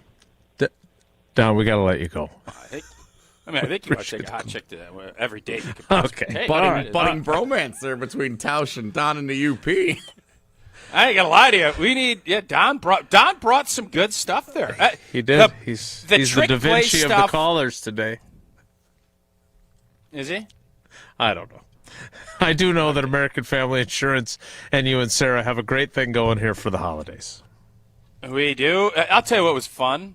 So this spot that Sarah and I taped runs at the Jumbotron, both at football, basketball, and hockey games. And there was a group of loud Illinois fans right in front of us at the booth on Saturday. And all of a sudden, one of the moms was talking to us at halftime, and then all of a sudden, Sarah and I pop up on the Jumbotron, and all the Illini turn and tip their head and is that you? I said, oh, baby, that's me. Sarah and I are teamed up again with American Family Insurance to raise funds towards the American Family Children's Hospital through a virtual toy drive. All of the donations, they go towards therapeutic supplies and toys that help thousands of kids and families across the country. Plus, American Family Insurance will match every dollar donated all the way up to $50,000 through the end of the year. Visit amfamkids.org to donate today. Was there more to that story? I want to get the read The in. conclusion kind of left us wanting more. It was a good story. Well, what I was trying to say is it was awesome that we were up on the Jumbotron because I'm sitting here and we're obviously promoting this because we want to get to $100,000. 50 from us and our fans and 50 from American Family to get the $100,000 for the American Family Children's Hospital. And it was nice to see that play out right in front of me at the game with the Jumbotron up, and they looked, and they came back and said, oh, my, that's you. I said, yeah, let's do it, baby. So that was the story. What else were you looking for from me? I don't know. And then they wrote a $30,000 check and handed it to us? Yeah, is that what you were looking for? Yeah. Well, I couldn't tell. Maybe they went on hit the link maybe they said made the something donation. further, or they apologized for their behavior previously because you're such a good guy doing stuff for the children's hospital. Like maybe they felt like jerks for how they behaved earlier. I don't know. The way your voice trailed off there. They weren't whistling in my ear after every Viking first down, which I'll talk to you about tomorrow. Oh, there's no fan base more annoying than Minnesota Vikings. Write that down. I can't wait to hear about it. Wow. We have a lot more calls to get to. We would like to get to them again. 844-770-3776. 844-770-3776. That is the Carbless Talk and Text line. More Wilde and Tausch straight ahead. Stick around. This is Wilde and Tausch, presented by Pella Windows and Doors of Wisconsin. Call Gina Della from Pella today, 855-PELLA-WI, and online at PellaWI.com/radio. I knew that we were going to be getting engaged soon and needed to do some ring shopping. Heard the radio ads of Chalmers and decided, hey, we should give it a shot at Chalmers. They were just awesome at accepting us through the door and understanding what she wanted in terms of how she wanted it, and they delivered. Everybody always is telling me how sparkly my ring is. They tell me that they really like the style of the ring and the setting that it's in. I am ecstatic with it. Thank you, Chalmers. Your Honda gets you everywhere. When it needs service, you need Zimbrick Honda service. Their customer service is second to none, and you can experience it for yourself at 2 convenient Madison service locations on Fish Hatchery Road and Grand Canyon Drive. From simple maintenance to expert repairs, Honda certified technicians handle it all. Stop in for an express oil change at Fish Hatchery Road on Saturdays. No appointment necessary. Part of the Madison community since 1973. Shop local. Shop Zimbrick Honda. Make the best seat in the house yours. Carbless delivers the handcrafted cocktail experience right to your living room. Bold flavor, no carbs, no sugar, just 100 calories, and all the taste with none of the extra baggage. From kickoff to the final play, Carbless is your game day go-to. Hosting friends, watching with family, or celebrating every big drive, Carbless keeps the good times pouring. So when the game's on the line, make the winning call. Skip the mixing, grab the bliss, and make every seat the best seat in the house. Find Carbless near you at drinkcarbless.com.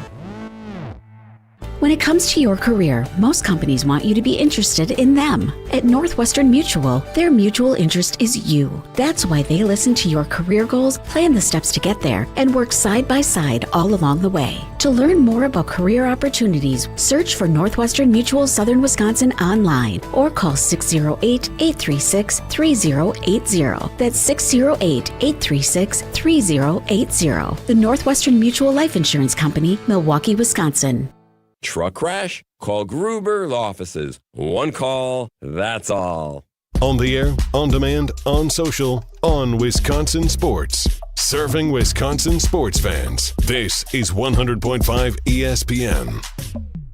Hey, it's Jim Rutledge, and if you're like me, you want to look good, feel good, and still enjoy life. That's why I go to Carbon World Health. Whether it's recovery after a long week, boosting energy, or getting your fitness dialed in, Dr. Nestor Rodriguez and his team have you covered. And now, they've got a new med spa in Sun Prairie that has everything you need to look as good as you feel. Carbon World Health isn't just a gym, it's a total wellness experience. Visit carbonworldhealth.com to learn more.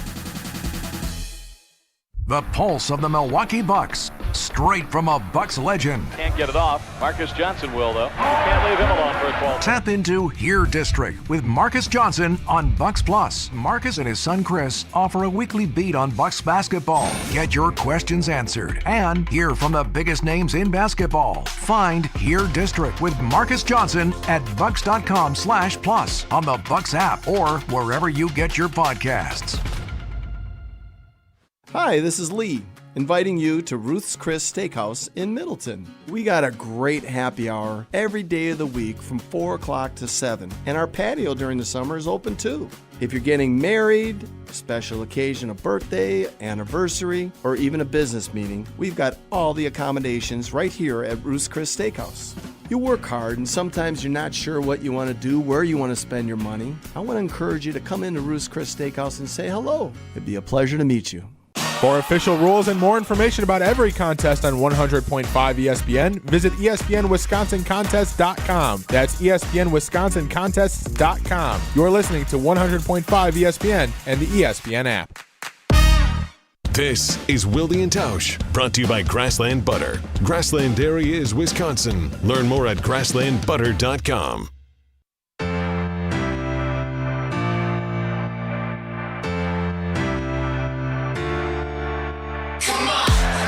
Definitely think it's fun playing with the league, for sure, you know. And you just got to keep finding ways to keep going, keep trying to put up as many points as possible, But, yeah, playing with the lead, playing when the defense is doing what they're doing, it feels good, and be able to go out there and get a win, and it feels great.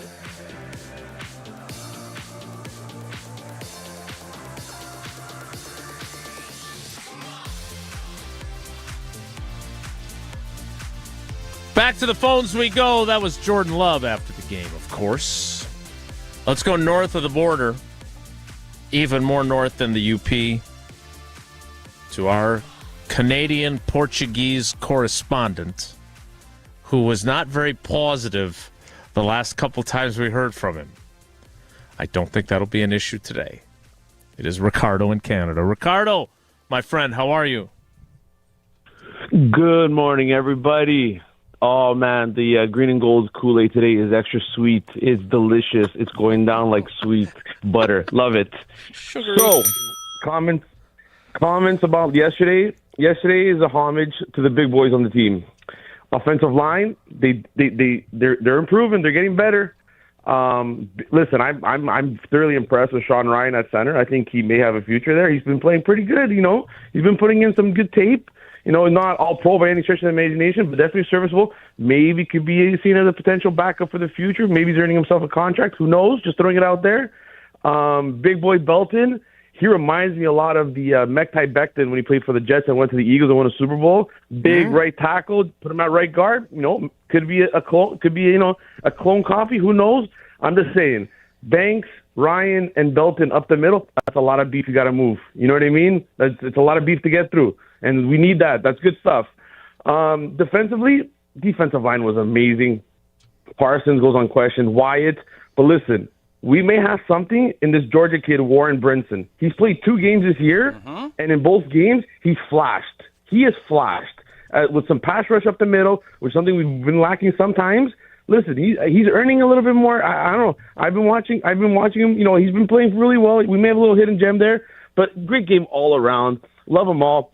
And to top it all, everyone was talking about, you know, the play calling, all this stuff. Listen, boys, we play in 4 days, all right? This was the appetizer. This was the pig in the blankets. This was the broccoli with cheese. This was the vegetables and dip, okay? We get through this.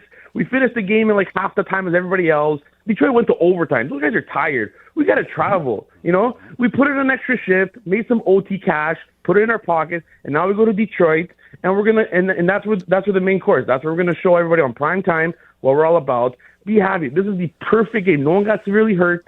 We finish in record time. We go home. This is what we want, all right? So don't give me this, we're going to go for the juggler. Forget about the juggler. We won. That's all I care about, okay? And also, last quote, the MVP of last night for Big Boys was Tauscher. My man, that jacket on game time after, that was fantastic, Let's go. my man. Listen. Love it, Ricardo. Big guys, I stay away from the puffy jacket sometimes, but you were looking bald. That thing looked nice and slim on you. I'm suggesting for future, maybe a little suede with the fur collar. Rock it out, my man. You can do it. You can pull it off. What about Ricardo, what about a scarf with that? What about a scarf? Big guys don't do scarves. Big guys don't do scarves. They don't? We don't do scarves. Okay. No, it's too much. Too much. You got to show the neck. That's the sexy part. Okay, that's fair. Great call, All right, Ricardo. boys. We You have a good appreciate one. you. Oh, Ricardo's the best. He is indeed. First of all, I would say that the Nixon injury is the one thing that comes out of the game that would concern me. Secondly, I think he's right about Brinson. I think that he was noticeable yesterday, even in limited work. That is something that you were talking about it last week, if I recall correctly. Devontae Wyatt, since coming back from the injury, had not been a factor. Yesterday he was again. So maybe you're getting something going in the middle of your defensive line moving forward. We'll see. Their center was coming off of IR, so Ryan Kelly, I think his name is. He did not play probably very well either. That may have factored He got in. bulldozed a few. He got bulldozed a few times. But I just thought it was I thought a couple of those observations from Ricardo were on point. Let's get to another call here. 844-770-3776. Let's go up to Minnesota, where Spencer is always surrounded by Paul Allen Vikings fans.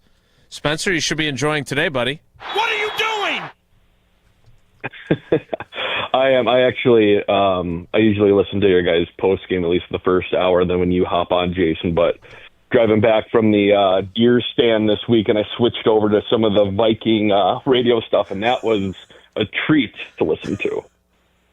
What is give us a taste of how Vikings fans that surround you are feeling about a quarterback situation, which, as Tausch pointed out weeks ago, you had Sam Darnold, who I know did not finish the season well, but was pretty damn good for you. You had Daniel Jones on your team, who also has had his moments where he hasn't been great with the Colts, but he has been pretty darn good for most of the year. You had conversations about Aaron Rodgers, and instead you've got J.J. McCarthy. What are your Viking fans' friends feeling about the quarterback situation? Yeah, it's tough because some of it is just like my own thoughts on it, because obviously being a Packer fan, the whole draft and develop thing has always been my mindset, and they've clearly kind of, tried to do both at the same time here, because I think there was a bunch of, he's not ready, Carson Wentz, yada, yada. Okay, let's see JJ. Now they're seeing JJ, and a lot of them seem to be giving up on him, and it just seems like, hey, maybe it would have made sense to have just not signing a veteran quarterback until Carson Wentz at the end of training camp. You didn't even have a guy in that building to show him, Kevin O'Connell's system who's played in it. So I've loved the mismanagement of the Minnesota Vikings. Third oldest team. They're $37 million over the cap next year. I hope they extend Kwesi again, even though he got one like a month ago. But should I just roll with my positives and negatives now? You may now. Yes, thank you for your insights. Okay. First thing I want to throw out there, I wasn't sure if you guys were going to do it again. The jingle for your Kringle. My wife bought a Kringle a couple months ago, an almond one. I could not believe how good that thing was. I actually looked to see if it was the Danish one or whatever from your guys', and of course it wasn't. It was absolutely delicious. Well, you better come up with a song. You and your wife need to come up with a duet for a song for the entry so you guys can win it for a year. Well, are they eligible outside of the state? I don't know the rules on that. Ooh. I'm asking Jason, it's your contest. Are they eligible or not? We'll check at ESPNWisconsinContest.com. Oh, boy. Oh, God. Positives, negatives. They're both kind of the same thing. Matt LaFleur, I thought he was great overall, but the shotgun runs, before this we had the Mike McCarthy, Richard Rodgers 2-yard out that never worked. Early on, it was the Matt LaFleur, Lazard, whatever jet sweep that never worked. And now it's this shotgun run. Even with A.J. Dillon, I hated. I understand Josh Jacobs likes it, which, okay, sure, I guess that at least we're getting some information on why they're running it. But yesterday, I mean, there was 3 or 4 times in a row that we ran out of shotgun where we got nothing or -3 yards. But then positive, Matt LaFleur's coaching, I think the last 2 weeks has kind of revitalized my confidence in him. Making the switch to Belton, I think, is huge, not just for this year, but for next year. If we kept going with Jordan Morgan, we'd be going into the offseason with knowing he can't play right guard, not knowing what Belton is, and the next offseason we have a competition at left tackle with 2 guys we haven't really seen there. So I wonder if they're going to move, if Morgan's going to be the backup at left tackle and left guard, and Kennard will be the backup right guard and right tackle, because it seems like they're more accustomed to each side of the offensive line there. And then again, getting rid of the horizontal passing for the most part, the jet sweeps, even just getting through the week with the Jordan Love injury, which I don't think many people were talking about. And one of his, being so coy on injuries, I think it really worked out this week, because I don't think anyone was expecting Jordan to really hand off with his right hand or whatever, the way that he was doing. Right. And the last thing I'll leave you guys with, which I don't usually get surprised or shocked by what you guys say, but a couple months ago, and I don't remember if it was before the season or early on the season, both of you guys, and of course I live down here, both of you guys said that Kevin O'Connell is a better coach than Matt LaFleur. And I've had my doubts on Matt LaFleur, but there is no way that guy is a better coach. I think he's a better motivator, but I mean, he's been handed a couple halfway decent quarterbacks that he can get the job done with. But LaFleur showed that he could coach up Rodgers, which of course, there's positives and negatives there, and then coach up a learning quarterback in Jordan Love, and he's actually won playoff games when Kevin O'Connell hasn't. So I'm curious if you guys have changed on that opinion that you had. Snap! I appreciate the accountability. It certainly was. He got outcoached yesterday. KOC did, right? I don't know.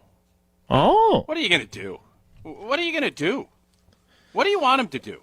So last year, Kevin O'Connell was a better coach than Matt LaFleur. It beat us twice. They were better in the division. We both got knocked out in the first round. I stand by that. Now, every year's different. The decision that they made, and Kevin O'Connell, I don't know how much decision-making he has. I don't either. Where they lost their season is when they anointed J.J. McCarthy as their starting quarterback. That's when I said it's over. They're going to finish 4th, and they're going to not be a playoff team. The rest of their roster is good. I don't know what you want Kevin O'Connell to do with what they have. You would have to. I don't have any answers for you. They have a quarterback. He's not ready, and I don't know if he'll ever be ready. So you could put Vince Lombardi and Bill Belichick and Don Shula and Dan Shula and Mike Shula all in that staff, and they ain't winning that game yesterday. They're not.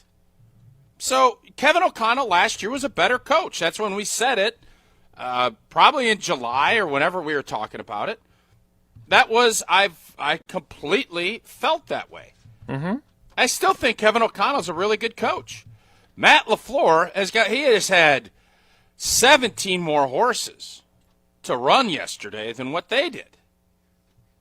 That's just the reality of the situation.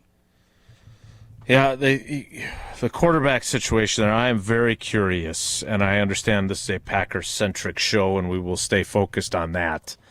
But do you keep putting faith in J.J. McCarthy next year? Yeah, if you want to get fired. At what point do you give you do. Right? That's what I'm asking. At what point do you say, okay, look, I don't want to give up on a guy too early, but who is the guy? No, you run this season. Run him through this season, Jason. Was it Josh Rosen was the guy that was drafted in the top 10 by Arizona, and then they were like, nope, this guy stinks. Right? Remember that? I think Josh Rosen's better than McCarthy. He was out of the league in like 3 or 4 seasons, and he played for like 3 or 4 different teams. Yes, true, indeed. Yeah. That was I'm who I saying thought right of now, J.J. McCarthy might turn it around, but J.J. McCarthy, you guys forget, he didn't practice last year. He's out for the whole year. Correct. He sat there for a year, and he was green already when they picked him. So it just, it was going to be a tough ask regardless, and it obviously has been. And I think, from their perspective, you ride this thing out with him, see if he makes strides and shows improvement. But regardless of what you do, you're bringing somebody in to compete with him and hopefully probably take the job from him. Would be my Maybe guess. Malik Willis. We need to get some more of your calls and texts on the Carbless Talking text line. But first, I want to tell you about Lakeland Supply. They have been a great partner. We're excited to have them on board. Looking forward to, after the Packers season, going down there to Lakeland Supply and seeing their operation. Core values are an important piece to any successful business. And the crew at Lakeland Supply is no different. They've been displaying their core values in the industrial supply space for over 40 years. Integrity, excellence, stewardship, partnership, and faith. They're ISO certified, a Future 50 winner, top rated in customer satisfaction, and they believe in giving back to the community. Lakeland isn't one of those catalog companies either. They work to be your packaging and supply expert, building plans around what you want. Lakeland Supply is in business to make your business better, so set up that free packaging and supply chain assessment at lakelandsupply.com. More of your thoughts on the Packers' 23-6 win over the Vikings next. It's Wilde and Tausch. This is Wilde and Tausch, driven by Zimbrick Chevrolet in Sun Prairie on 100.5 ESPN. See their full inventory at ZimbrickChevrolet.com. Mark Tauscher here for Pizza Hut. I've told you for a while about how much I've loved Pizza Hut since I was a kid, and it's especially great around the holidays. Now huddle up. The holidays just got a game changer. Pizza Hut's Triple Treat Box is back with 2 medium pizzas, breadsticks, and a dessert starting at $19.99. It's an easy way to feed the family and still be ready in time for kickoff. The Triple Treat Box, only at Pizza Hut. Order online at pizzahut.com or in the Pizza Hut app. Pizza Hut. Feed good times. Let's get the latest from Lambeau. There's no second chances. There's no do-overs. We're definitely primed to take that next step. That's the focus and the goal. This is your green and gold fix on 100.5 ESPN. It takes a lot of hard work, dedication, sacrifice, pain to get to where you want to go. This green and gold fix is driven by Metro Ford. The Packers snapped a 2-game losing streak at home as they took down the Vikings 24-10 to kick off a crucial 3-game stretch against NFC North rivals. Green Bay's defense dominated, sacking rookie quarterback J.J. McCarthy 5 times and holding Minnesota to just 145 total yards. Here's head coach Matt LaFleur after the game.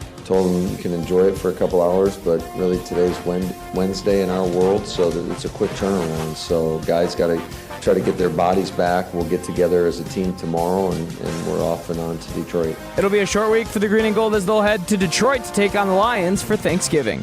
Purchase, finance, or service a new or pre-owned Ford at Metro Ford of Madison on the east side today. What's better than cheering for the Packers with an ice-cold beer in your hand? Cheering for the Packers with an ice-cold beer in your hand that you got for 10% off. And when you get Packers checking from Associated Bank, you get even more. Like 10% off food and 10% off drinks on game day. Like that ice-cold beer in your hand. Plus 15% off Pro Shop gear. Only with Packers checking. Associated Bank. Bank of the Packers. Learn more at associatedbank.com/Packers. Member FDIC. Talk about stepping up. Bang! Bang! It's time to level up your game. Introducing the all-new ESPN app. All of ESPN, all in one place. Your home for the most live sports and the best championship moments. The electricity is palpable. Step up your game with no annual contract required. It's the ultimate fan experience. Level up for more on the ESPN app or at stream.espn.com. Sign up now.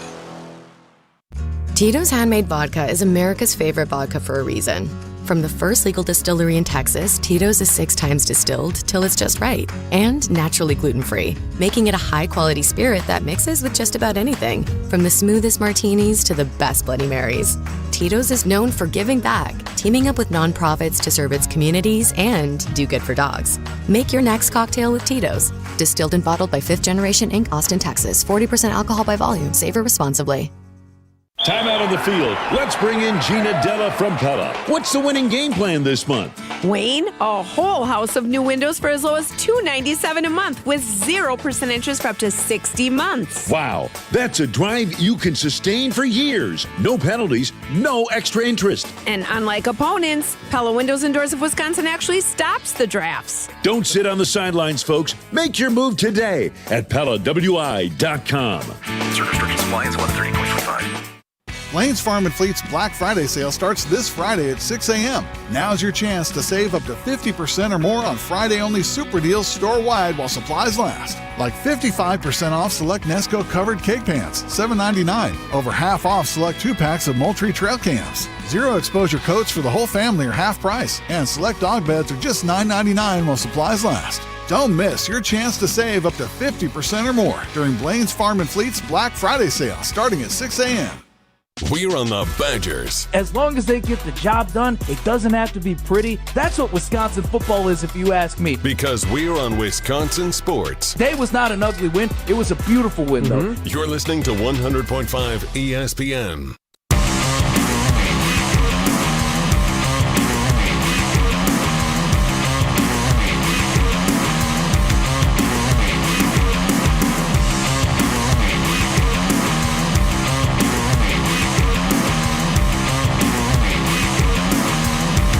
Continuing with the calls, lots of discussion in the YouTube comments. They're not doing their own show, though. I think they're largely discussing what we're discussing. So we'll get to a few of your comments in there if we have time as well. But let's get to a few more calls first on the Carbless Talk and Text line, 844-770-3776.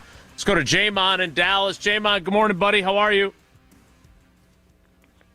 I'm good. How you guys doing? Good. I can't wait for you to be a beacon of positivity again. Yes, sir. What a game by the Packers yesterday. I think it was probably one of the best, over the past few years, one of the best defensive games I've seen for the Packers in a minute. We're missing guys like Quay Walker, but you couldn't even tell. Isaiah McDuffie flying around making plays.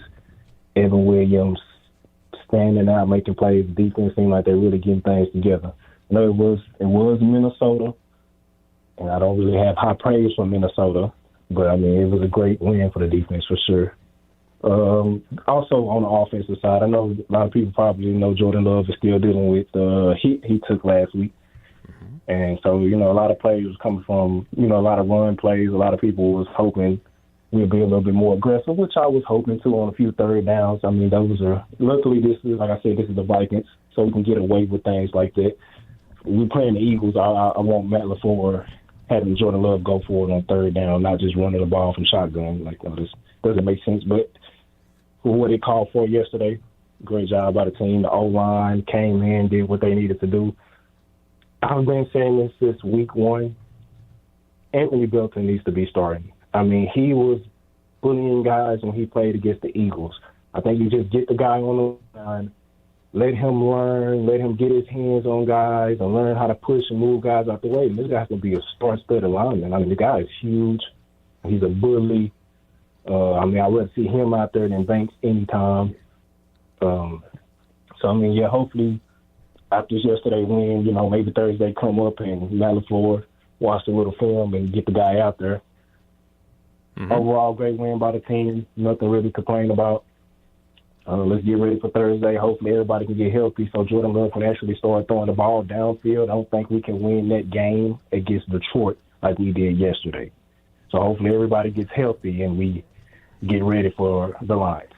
So I agree with that, and thanks for the call, Jamon. I'm curious. I don't follow him, Tausch, but I saw Christian Watson's dad, somebody tweeted it toward me about how there was I don't know if it was the 3rd and 3 from the Minnesota 22 that they then ended up kicking the McManus field goal to make it 23-6, or if it was an earlier, I think it was the 3rd and 3 from the Minnesota 11 when they're in the shotgun and they give the ball to Wilson and he gets a 1-yard loss, and then McManus kicks the 30-yard field goal.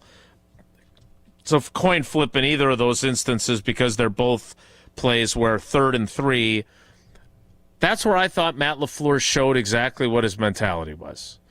Because I don't think Matt LaFleur, under most circumstances, is running the ball on 3rd and 3. I think he is throwing the football on 3rd and 3. And I think he felt like those are instances where let's just run it. If we get the first down, great. Otherwise, McManus makes the field goal to make it 20-6, which makes it a 14-point game, and then 23-6 the next time, which makes it a 3-score game. That's all I want. That, to me, is the opposite of what he will do on Thursday in the same situation. If he has 3rd and 3 from the 11 and 3rd and 3 from the 22 in position to score points, I don't think he's settling for a shotgun handoff. And I don't think that's the approach that they can or will take against the Lions on Thanksgiving. Does that all make sense? We certainly hope not. Yes, we certainly hope not. And again, that's the discipline, because LaFleur loves throwing it around. He doesn't want to do that. He understood where the game was, what he needed, and I think he learned some lessons from that Cleveland game. I think he learned you want people to kind of you understand what your football team is, and you understand what your formula to win is, and you don't always have to have kind of your ego or what you want, because he wants this offense to be high-flying. He'd love for Jordan Love to throw for 300 yards a game and 2 or 3 touchdowns. That wasn't what yesterday was, and understanding that and then going out and doing it, that's what you're hoping for. So I thought yesterday was a good day of growth, and while there's a lot of people that disagree with me that I thought it was a great day for Matt LaFleur, I stand by it. I just agreed with how he approached it, and I love when your team executes the plan that you put in place, and it's a heck of a lot easier when you got Micah Parsons and the defense playing as downhill as they were. And, again, I don't know if you could have done that without that punt and the touchdown that came from that. Mm-hmm. Once that happened, I think he ended up going more Fort Knoxy. All right, we got this thing locked up. Let's just do it. Let's make sure nobody raids our gold. Let's just make sure it's all secure, and we'll protect it, and we'll move on with our life. That's what that punt that Paul Allen called, and that allowed Green Bay to really, really protect, and then that allowed you to have a very nice, easy, comfortable win at Lambeau yesterday. Yeah, look, you're 1,000% right. It's 10-6 when the Vikings force that punt. So if they don't bungle that, and they had run the ball more productively than certainly the Packers defense wants to be allowing teams to do. They allowed the Panthers to do it. They allowed the Giants to do it. And early on, they allowed the Vikings to do it. They get the ball back at 10-6. They don't make J.J. McCarthy try to make plays. Maybe they go down and get a field goal to make it 10-9. Maybe they go down and take the lead at 13-10. But no wonder Paul Allen was so upset, because the game was over after that. It was, and I think Paul probably knew it. I think LaFleur knew it, and I think if you ask O'Connell, he knew it. What are you doing? 2 scores. 2 scores was going to be a bridge too far. Yep. For Minnesota. All right, I want to get to Jason and Jeff's calls next. Before that, though, you said something that I just wanted to make sure I heard correctly, because I agree with it, but it feels like there's, including our guy Josh DiMaggio, who agree with it. You said Matt LaFleur would rather throw the ball. He wants to swing it around. I agree with that, but there seem to be Packers fans who are convinced that he just likes to hand the ball to Josh Jacobs. And that is the way he would prefer to play offense. I don't believe that's true. No, I think there's times where if Jordan makes a couple of ill-advised throws, I think Matt then kind of tightens up. I agree. He's like, well, I can't. That's what Matt LaFleur would love, like he did with Rodgers. You don't think Matt LaFleur wants to run, his offense to be an absolute wagon? That's what he wants. Sometimes it works, sometimes it doesn't, and I think he's still figuring out where that Jordan Love sweet spot is. He's still trying to find that. And by the way, Jordan Love is still inconsistent. I think he's been really good, and I thought he managed that game yesterday in a really nice way. There weren't the, oh, blank, what are you doing? I don't remember. Did he put it in harm's way at all yesterday? He had the one where he kind of scuffed it. Yep. He short-armed the throw over the middle. Outside of that, and that was more, I don't know if if it was a subconscious thing, or I can't throw it there. He also made a couple of big boy plays. I feel like his command is really strong right now. But it's a week-to-week league, and we will see what Thursday looks like. You know what? I can't wait. I mean, obviously, I'm excited for this Thanksgiving Day tussle. I think it's going to be fantastic. I can't wait to see what formula he is going to have against that Denver Bronco defense out there. That is going to be fascinating. We had Shug, who called. Shug is always our first caller, almost always, on our postgame. And he thinks that the G&G is going to run the table, go 13-3-1. That's what Shug thinks. And I told him, if you can guarantee me we're beating Denver, I don't think you're crazy. But I think we'll be dogs out in Denver, and I'm going to pick Denver. Little spoiler alert. I picked Denver in August, and I'm still picking Denver when we go out there in a couple weeks. You didn't pick Denver. I can't wait for that game. You picked them in May, I think, when the schedule came out. When we were and at I the also Hard did Rock. in August, and I did in September. Yeah. Spoiler alert. You said that 6 months ago. Well, in fairness, Denver's been pretty doggone good this year, boys. Indeed they have. I don't want to be whatever. I don't want to, because I am not, on the surface, I'm not a braggadocio guy. I'm not. Is that fair? Tell me how great my analogy was, Guy, is what you are. No. My analogy was fine. Fort Knox. Come on. How come you didn't say how great that was? Why didn't you give me more That's praise a check for that? marker. That's a check marker. What's your definition of braggadocio? Because based on what your definition is, maybe you might be right. Jesse, I'm not, I like to tell you when I'm right, but I'm not interested in telling you how great I am. That's not where I want to live, right? Is that fair? Or do that you was guys a great disagree? analogy, though, wasn't it? God, that was a great analogy, wasn't it? Jesse, I'm going to ask Jesse because Yeah. What do you think? I think you like to let people know when you were right, not so much That's that true. you don't care about letting people know you're great. You leave that up to the rest of us. Yeah. Thank you. That's yes. Okay, and I appreciate when you tell me how great I am, Jesse. That's very nice of you. I know so you thank do. You. Same. But I don't want to say this because I can't tell you how this was one of those weekends. It was a tiring weekend, but it was an awesome weekend for me. And it was fun. It was a reminder of, we got the great event on Friday, and then the Badger game. I was able to call it, got to go to Tornado late Saturday, then got to get up early, go to the Packer game, do the post game. And it just was one of those weekends that, man, I felt really good about my ball knowledge this weekend. I felt really good about my ball knowledge this weekend of both the Badgers and the Packers. And that's, without anything else, I just felt like I had a really good weekend. That's all I'm going to say. You went all that way just to say you felt like you knew stuff about football over the last 2 days? Well, no. Because you can make predictions You're in the on Packers things, Jesse. Hall of Fame. You're the Badgers Jesse, Network no, analyst. Of course you know stuff about football. Jesse, what I'm trying to say is there is a predicting part of this that is different than just analyzing what happened. I felt like I had a good gauge on what was going to happen in both games, and I felt like I was correct on both, and that is I just want to say it felt good to me. And I just want to make sure you know that felt good to me. It was a ball-knowing weekend for me, okay? A BKW.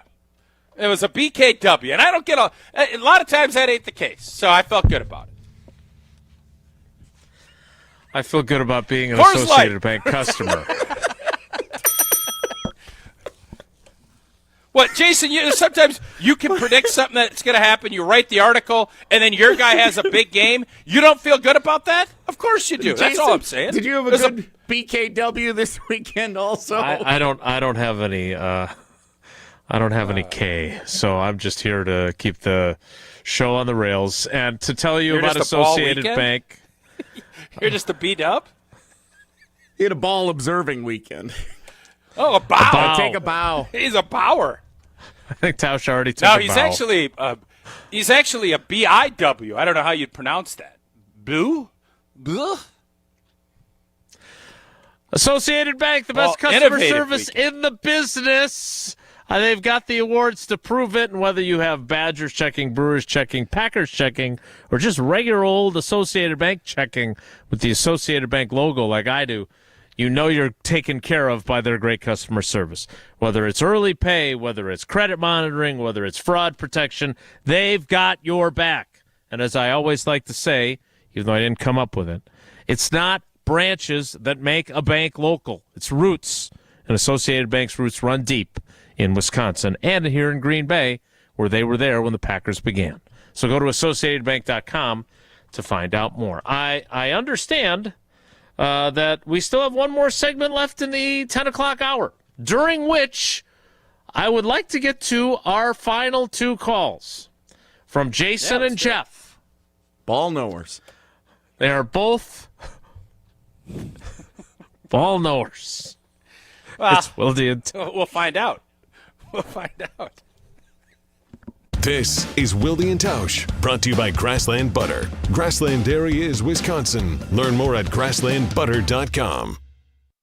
It's our final Wisconsin College game day of the season as the Badgers travel to Minnesota to recapture the Axe. Join myself and Corey Sparks live at Monks and Middleton immediately following the final whistle as we break down everything from the border battle and hopefully a happy conclusion to an otherwise disappointing season. Wisconsin, Minnesota. It's the final ESPN Wisconsin College game day postgame show brewed by Coors Light, live from Monks and Middleton. We hope to see you there.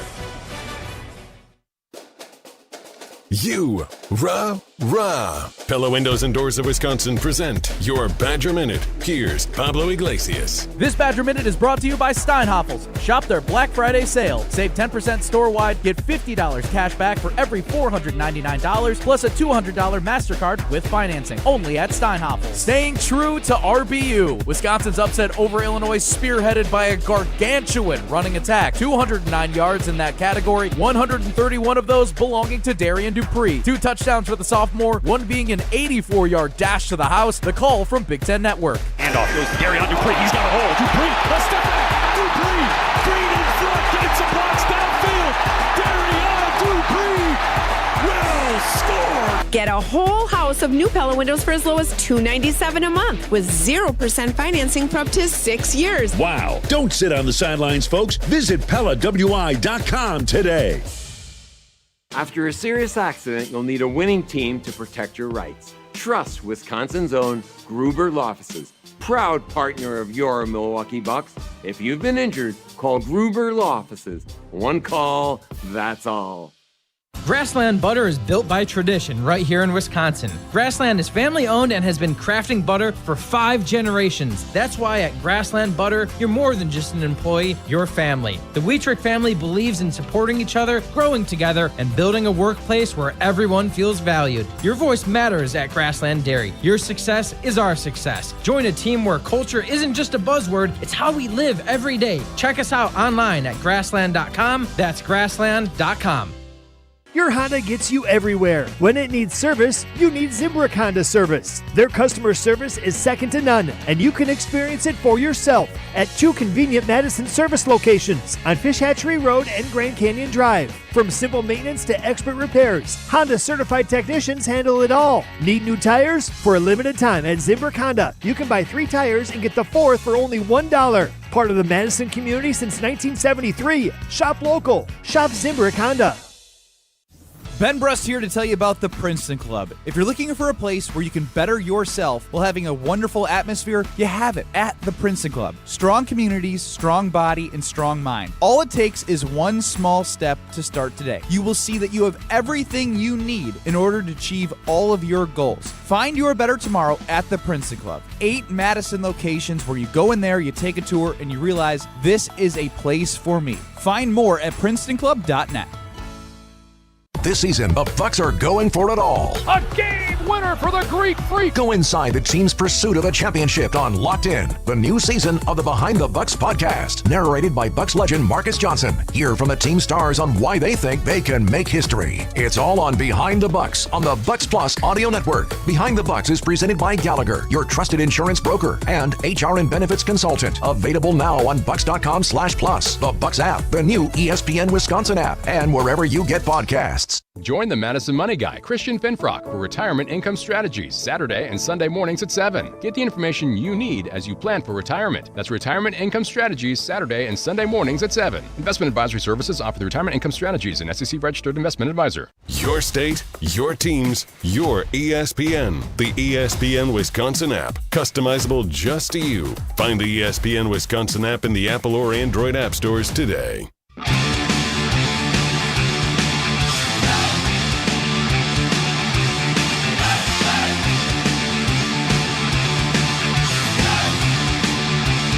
All right, let's get back to the phones. Then we'll get to the 11 o'clock hour, even though we're way behind. Jesse, start accumulating your text messages. How did we get so far behind today? I don't understand this. I don't know. Some people had a great BKW. Let's go to Jason, the architect, 5 in minutes Hales to take Corners. a victory lap on how much I know about football. Might have had something to do with it. Nah, it was the predicting, Jesse. I don't know how many times I have to tell you that. Let's not do this. Let's get to the calls. Okay. All right. Jason, the architect in Hales Corners. Jason, good morning. How you doing? Outstanding, gentlemen. Happy Victory Monday. I was actually at the game yesterday. So was Tausch. And yep, so was Jason. Yeah, there was Tausch, yeah. Wish I could have seen so was Jesse. So was Jesse. Oh, I'm sorry. Jesse was there too. Thanks, so was guys. Brian Bulaga. Yeah, everybody He's a was ball there. knower. Yeah. Jesse's a ball knower. Yeah. Right. Yeah, exactly. I was like, oh, man, you guys, we were just balling yesterday. I just had 4 things for you guys. Number 4, LaFleur did a great job, I think, in coaching yesterday, even though everybody gives him a lot of garbage about his play calling. I think he really played to even being down with, like, Jacobs. I can't believe how well Wilson did.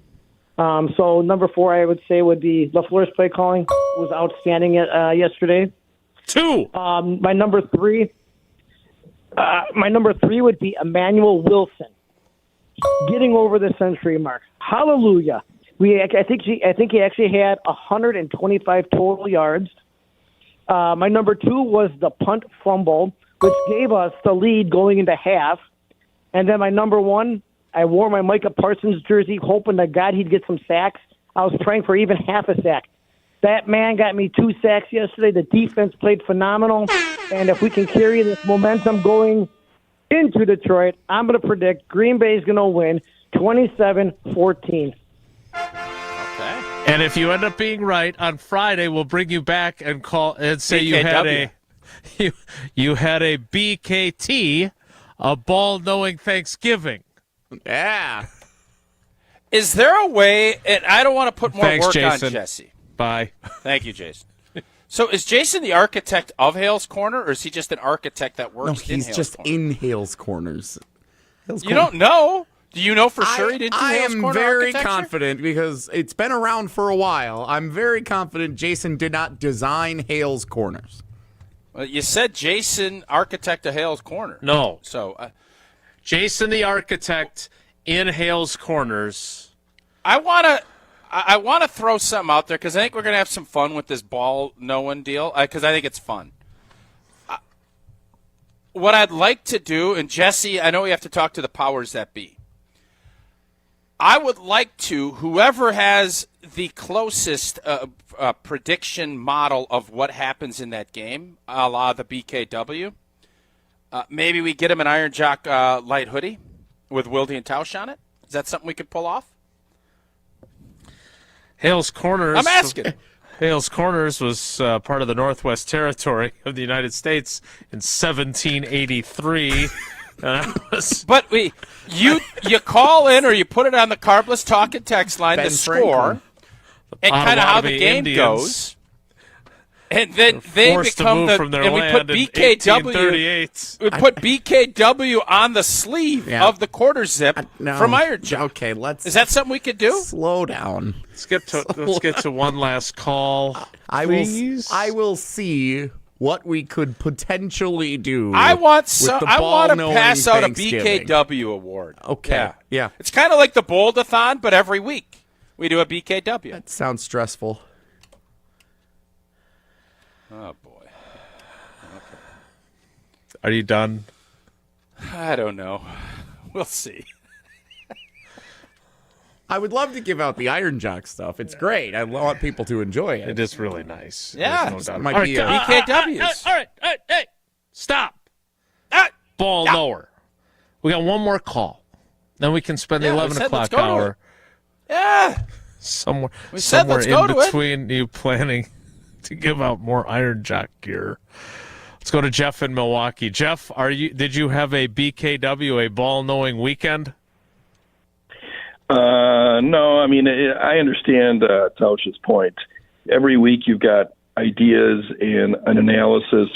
You know, his is based on playing and years of history. Most of us are just obviously not on playing, but being fans. And it's nice when, you know, your experience and what you're doing actually comes to play out the way you thought it would. And it doesn't always happen. And so it is a good feeling. A lot of times it doesn't. Okay. And so then you take a lengthy victory lap and prevent Jeff from It getting was a on the air. minute. You act like it was 5 minutes. It was 1 minute. It was not a minute. Jeff, go ahead. Let's not have semantics here, Jeff. All right. So let's go to the phones. Tausch, I called. Jeff's got his own show. He's taking calls. I called Tausch. I called yesterday. I was the second caller, and then we got disconnected. So, anyways, with regard to Jordan Love, the play you're talking about is where there was a free runner at him, and he threw a ball over two actual linebackers and hit Wicks with a perfect pass on third down. And it was, I mean, that is the type of play, I'm just going to say, an average or even a really good quarterback can't make. I mean, it just, he stood in there, he took the hit. With regard to the play calling, I am willing, there's a caveat, I'm willing, until we see Thursday's game, to give LaFleur a bit of a pass because he was hyper-conservative, and I think one of the reasons was, honestly, that we're not appreciating, or I didn't think we appreciated at the time. I think Love's shoulder was actually bothering him more yesterday than it was during the Giants game.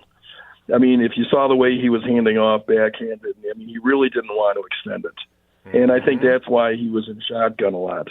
So I'm willing to give LaFleur a pass, you know, and I've been critical of his play calling, and my concern about Matt LaFleur is he goes into a game, and this is what he's got to prove, and if he proves me wrong, I'll be the first one to say I'm wrong. He goes into a game with a game plan, and when that game plan works, he's great. He's a little bit like Mike Budenholzer was. He goes into a game with a game plan, and if it's not working, he struggles to figure out what to do next. So I hope they open up. They open up the offense on Thursday. I just want to lay this out and get your guys' thoughts on this.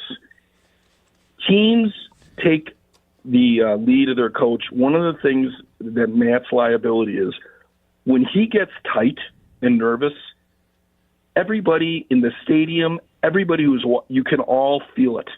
And I'm sure it transcends to his players when he gets nervous. So this is the thing.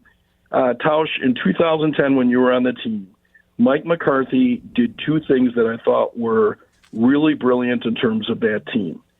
He said to the team, we are nobody's underdog. And I think that galvanized the team and gave them a lot of confidence. The other thing that he did is he was very open about this. He gave Aaron Rodgers the keys to the car. And it wasn't, you guys got to remember this, look back. It wasn't like Jason says, this was before Aaron Rodgers kind of became Aaron Rodgers. Aaron Rodgers became Aaron Rodgers in 2011 through 2014. And he started to become Aaron Rodgers in the playoffs in 2010. But I think a key part of that was giving Rodgers the keys to the car. If you look at Rodgers' statistics for that year, regular season, 28 touchdowns, 11 interceptions, 3,922 yards. Jordan Love right now is on pace for 24 touchdowns, 5 interceptions, and 4,000 yards. At some point, you got to make the leap. He's got to give Jordan Love the keys to the car. And you got to live with it. And you can't, and I'm saying this, if he gives him the keys to the car and Jordan Love makes a few bonehead mistakes and bad decisions, you still got to give him the keys to the car. Yeah, whatever. He threw one ball that was kind of up in the air in the game yesterday, and it was to Wicks in the fourth quarter, but it was deep into the Vikings territory. I mean, if they would have picked it off, they would have had the ball on the 10-yard line, and it was on 3rd and long. So, the situation kind of, if you never want to do it, but the situation was in the favor to be more aggressive. So that was my question to you guys. At some point, let this offense run through Jordan Love and give him the keys to the car, and can Matt LaFleur do it? So that's just a point of discussion. And you guys, thanks for having the show. I appreciate it.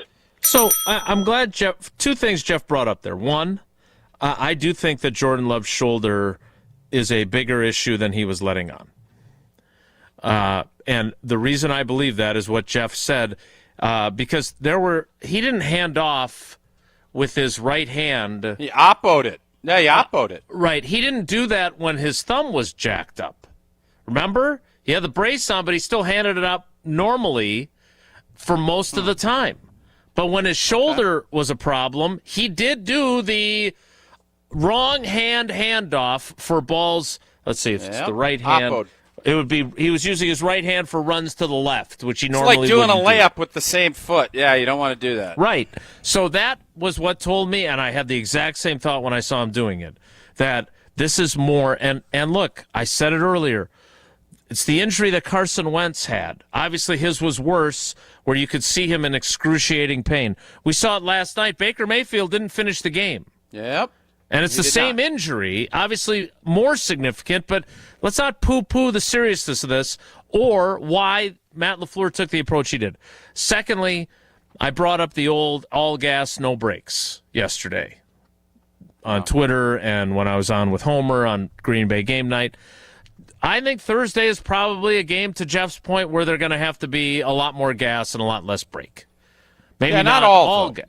Right, not all, but that's the difference. They're going to have to probably do some serious scoring. We'll see what their defense does. Maybe their defense shuts down the Lions again. Yep, I think that's the question. And I think Jeff's point with Matt LaFleur, when he has a plan and it doesn't go the way the plan is in place, I thought that was an awesome point by Jeff. I agree. Almost as awesome as Coors Light. Yep, Coors Light brewed with a 3-step cold process, cold lager, cold filtered, and it is cold packaged, so it is made to chill. It was nice. It was a little chilly day yesterday. Didn't have to worry. The mountains were blue from the jump right away yesterday. Mountains blue. Yep, old team wanted to chill. Make sure you have that Coors Light. That's what I like. Hopefully you like it as well. Only 102 calories. Coors Brewing Company, a Golden, Colorado. Record-settingly behind schedule. It is 11:21. Yeah, I don't even know how. I just don't know how. No Bulaga, no Evan. How? You're making it even longer. That's why I'm doing it. Go back and check the film. I think it'll stand out. Yeah, I know. We'll be back in 2 minutes. It's Wilde and Tausch. Don't go anywhere. Another hour of Wilde and Tausch, presented by Pella Windows and Doors of Wisconsin, is coming up next on ESPN Wisconsin and the ESPN Wisconsin app. Since 1956, Holman Lindsay Paints has been making paint in Wisconsin for Wisconsin. Because of their commitment to making great paint for Wisconsinites, Holman Lindsay has grown over the years to 26 locations in this great state. Headquarters in Sun Prairie with a state-of-the-art facility, Holman Lindsay has the paint you need to make your job better. From do-it-yourself to professional, Holman Lindsay has paint for everyone. Visit one of their local locations today in Madison, Sun Prairie, Middleton, and Janesville. This is Derek Engler. You're listening to a Good Karma Brands radio station, 100.5 ESPN WTLX Monona, Madison. Broadcasting live from the Everlake Solar Studio, this is your Metro Kia of Madison Sports Center. Good morning, Madison and streamers everywhere. I'm Jesse Nelson. Sports Center brought to you by Wisconsin Surplus in Mount Horeb, your homegrown auction powerhouse. From government assets to vehicles and equipment, find your next deal at wisconsinsurplus.com. Perhaps the most celebratory victory Monday we've had all football season long. The Badgers defeat 21st-ranked Illinois and former head coach Brett Bielema 27-10 Saturday night on Senior Night at Camp Randall Stadium, and the Packers follow it up with a dominant 23-6 victory over the division rival Minnesota Vikings Sunday at Lambeau Field. The defense stole the show on Sunday afternoon. Just ask quarterback Jordan Love. It was great. It was amazing. I think you hold a team to 6 points. It's great, and to be able to come up with so many turnovers like that, especially in the second half, it was a big-time job by everybody on the defense, and obviously I'm not sure how many sacks we had, but, they're getting after them, and so just a great job by them. Reactions to both wins continuing all day long here on 100.5 ESPN and the ESPN Madison YouTube channel, including with Wilde and Tausch until noon. And don't forget to tune in to the Barry Alvarez Show tonight from 6 to 7 on ESPN Madison. Metro Kia of Madison, Madison's trusted Kia dealer. Stop into Metro Kia on the east side of Madison or metrokiaofmadison.com.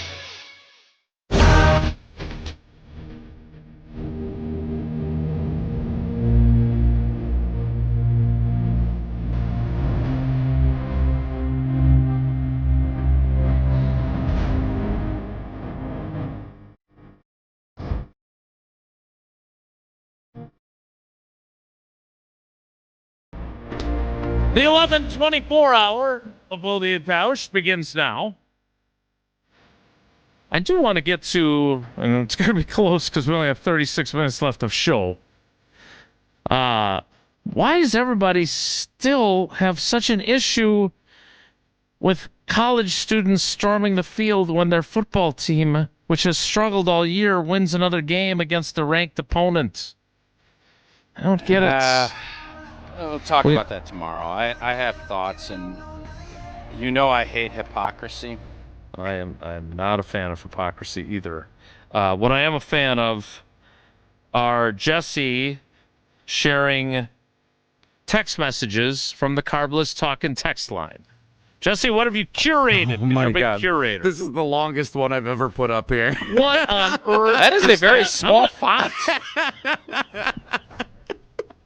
I wanted to put it up to see what it would look like, and I didn't think it was going to look that ridiculous. But it's from an 818 area code, which I did not look up. So make sure to remember. Utah? Is that Utah? We're going to find out. You look it up while I read this novel here. And remember, if you're going to text us, to let us know where you're texting from and what your name is so we can give you proper credit. Enjoyed defensive beatdown of the loathsome Vikings yesterday with a caveat. If Matt LaFleur attempts to replicate his Newt Rockne-like third down playbook against the Lions, we will lose. Even taking under consideration the run-to-win philosophy reliant on the Vikings' abysmal quarterback situation that makes Geno Smith resemble the second coming of Johnny Unitas, Matt LaFleur's play calling has been inert and predictable by putting Love in... in third and long situations. I'm almost done. I think the play calling needs to try to keep the opponent off balance, and we don't seem to do that this year. Do you agree? All right, so a couple things. Will, did you write this? I did not. Did you write this? I do not have a burner phone from the San Fernando Valley of you Los asked Angeles. me to do it. Jesse asked me to do it, so I looked it up. I don't think he did. I don't specifically you. Secondly, for those of you wondering what the word inert means, it means lacking the ability or strength to move. So the offense has been inert. Huh.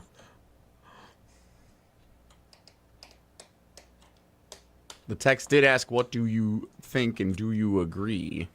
Well, Jason took over, so Jason, go ahead. Because I looked up the San Fernando. Jesse tells me to look something up, I do it, and then instead of letting me actually do it, you take it. So go ahead, Jason. You got it, Jason. Go ahead. I agree with the 818 area code in the San Fernando Valley in Los Angeles Great County. analysis. That's awesome. Yep, I agree. Because, Do you agree? Yep. Because in the words of the great American orator, innovator, and someone who does not feel the need to tell you how great he is, Mark Tauscher, no blank blank. You can't run the offense that they ran against the Vikings, against the Lions. They are a more explosive offense. You're going to have to score more points. Why do people feel like Matt LaFleur doesn't understand that either? Do they think I don't understand why you have different game plans. If we did the same thing every week, people would be like, "What the hell are you doing?" Correct. You don't make any adjustments, and you don't do. Well, they have a stud, Myles Garrett. This is what we do. We just block the left hand. We don't bring people in to help because that's not what we do. You adjust and you game plan. That's why you spend weeks doing stuff and you advance scout and you do all this. So it's almost as if the people that think what happened yesterday, they have little to no faith in Matt LaFleur. And you know what? Maybe they'll be proven right. Maybe they'll get the BKW for next week and say, LaFleur did the same thing. He ran Emmanuel Wilson 32 times on Thursday, and we got beat. Maybe. I don't think so. But Matt LaFleur has shown enough to know he is going to adjust and try to do something. Now, Jeff's point is really valid, and I think probably could be delved into a little deeper about adjusting off of what he thinks. If he thinks a game is going to be low scoring and all of a sudden Dallas puts up a 40-burger, you know what? We'll match. We won't do more, but we'll do the exact amount to tie them. Well, it's better than losing. Go ahead. Tell us about Pella Windows and Doors of Wisconsin so we can get some more text messages on the other side. When it comes to your home, the smart play, trust Gina Della and her team at Pella Windows and Doors of Wisconsin. This month only, score a whole house of new, energy-efficient Pella windows for as low as $297 a month, zero interest for up to 72 months. That is like a drive you can sustain 4 years, keeping your home comfortable, thanks to that incredible defense played by Pella. Don't wait. Schedule your free consultation today at PellaWI.com. More of your texts from the Carbless Talking text line. We can only hope they're as long as that one from the San Fernando Valley in Los Angeles County. It's Wilde and Tausch.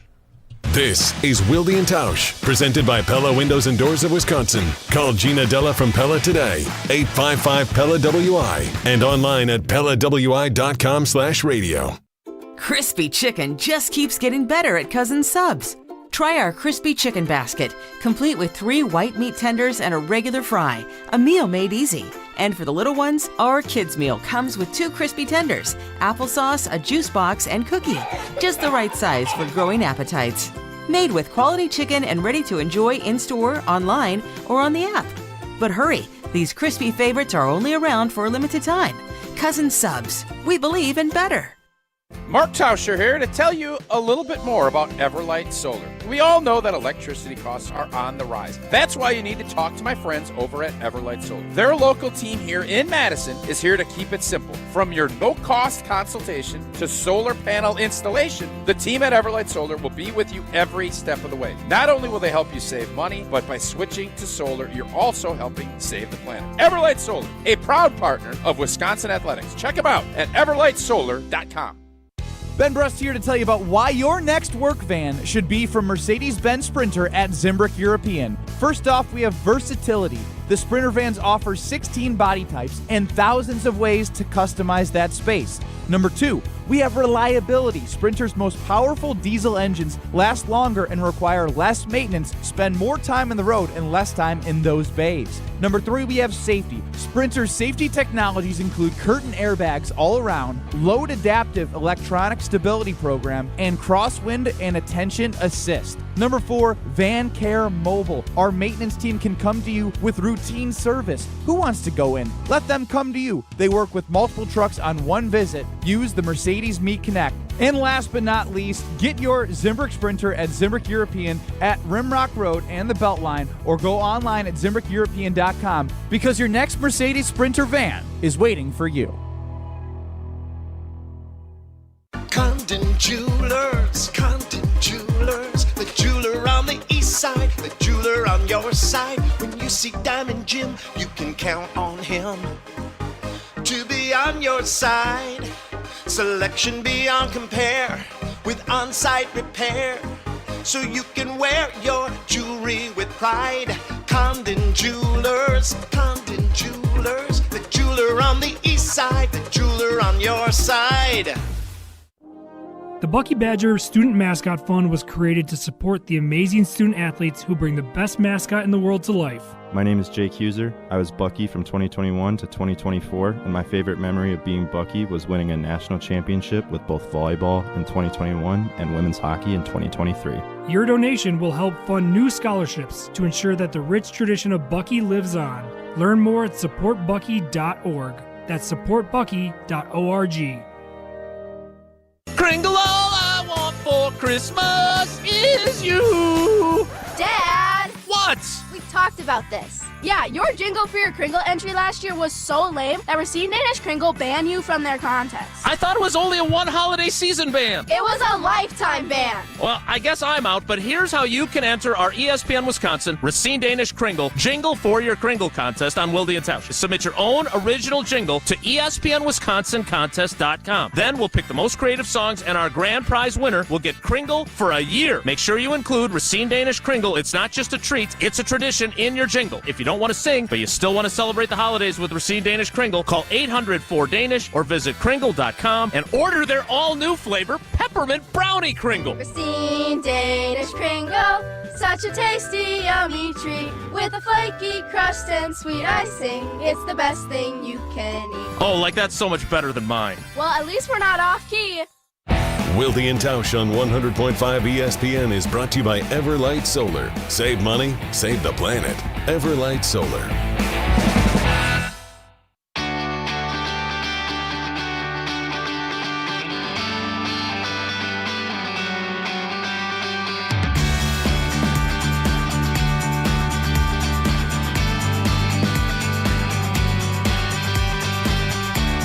Back to the Carbless Talk It text line we go for another couple of text messages curated by one Jesse Nelson. Uh-oh. Oh, there's Tausch. He's back on our video stream. There you go. He was frozen for a second, but we're good. Here's one from the 715 area code. Central Wisconsin. Again, first-time texter, which we love. But make sure when you're texting us that you say where you're from and what your name is. So Wood County, Portage County, Juneau County. I think it actually goes all the way up into Eau Claire. I think Eau Claire's a 715, too. Minocqua. I think you go all the way up north. 715 shares this observation on the Carbless ESPN Wisconsin Talk and Text line. Although they did not get home except for one sack, didn't the Vikings have several pressures? It's my understanding that they had 2/3 of Jordan's dropbacks to be pressured. Although the results weren't good, that seems like a high percentage. From the 715. Flores blitzes a lot. And he was able to scheme some stuff, and that's another reason why I thought Matt LaFleur ran the ball as much as he did. So it's a potato-patata deal, and I thought yesterday that's what they knew that they needed to create big plays. You create big plays by getting in quarterbacks' faces, make them uncomfortable, make them make bad decisions, get in the backfield, try to disrupt. And Green Bay, when they did, it was only one sack. I did think that they did some good things with their pressure packages, but not enough. And that is also why, for everybody saying LaFleur was too conservative and all this other stuff, you also have to know who you're going against and what their plan and what their thought is. And they knew with Green Bay's defense and what was going to happen that they needed short fields. They didn't get them. And it's a big reason why they got smoked. So I want to go back to something we were talking about earlier, that text message from the person in the 715 area code highlights. When you're going against a defense that blitzes, I believe the stat coming into the game, correct me if I'm wrong, anybody who has this, was 72% of their opposing quarterback dropbacks, which is an astronomical number. And you have a quarterback who has enough of a problematic non-throwing shoulder injury that he's handing off with the wrong hand on certain handoffs. You don't want him standing back there waiting to get walloped by an unblocked blitzer. Like, Eric Wilson came through multiple times. Like, Eric Wilson looked like a guy that the Packers should have never let out of their building. Right? Like, again, I know he's 30 years old, but he had a very good game yesterday. Yeah, he did. And he was really good for them last year, too, when he had to play. I think he's probably the type of veteran player that has value on your team. Who are you benching? Who do you not want out there from Green Bay if you're keeping him? Well, he doesn't have to be a starter. He's a special teams guy who then is a fill-in starter for you like he was last year when Quay Walker missed time and had some really good moments. How much is he playing with Minnesota? Isn't he starting? I don't know. I haven't checked his snap counts. If he's playing every down for them, great for him. But I'm saying the Packers had the chance to keep him, and he went back to Minnesota. They didn't try to re-sign him. And if you like Tyron Hopper better, fine. But I do think he is the kind of guy that you want to have a few of those guys in your locker room. He's pretty well respected in there. I think Isaiah McDuffie. You know what? When you retire, and I don't know when you're going to retire from this, I think you should go and I think, and I'm being dead serious. You love older folks. I think like going to be a volunteer or go work at like a old folks like a nursing home type place would be good because I think you'd be really good at that. I'm being dead serious too. You're thoughtful, you're caring, and you care about older folks. You want every old player to stick around, man. You still think Jordy could play 30. That's old in Green Bay, and you know that.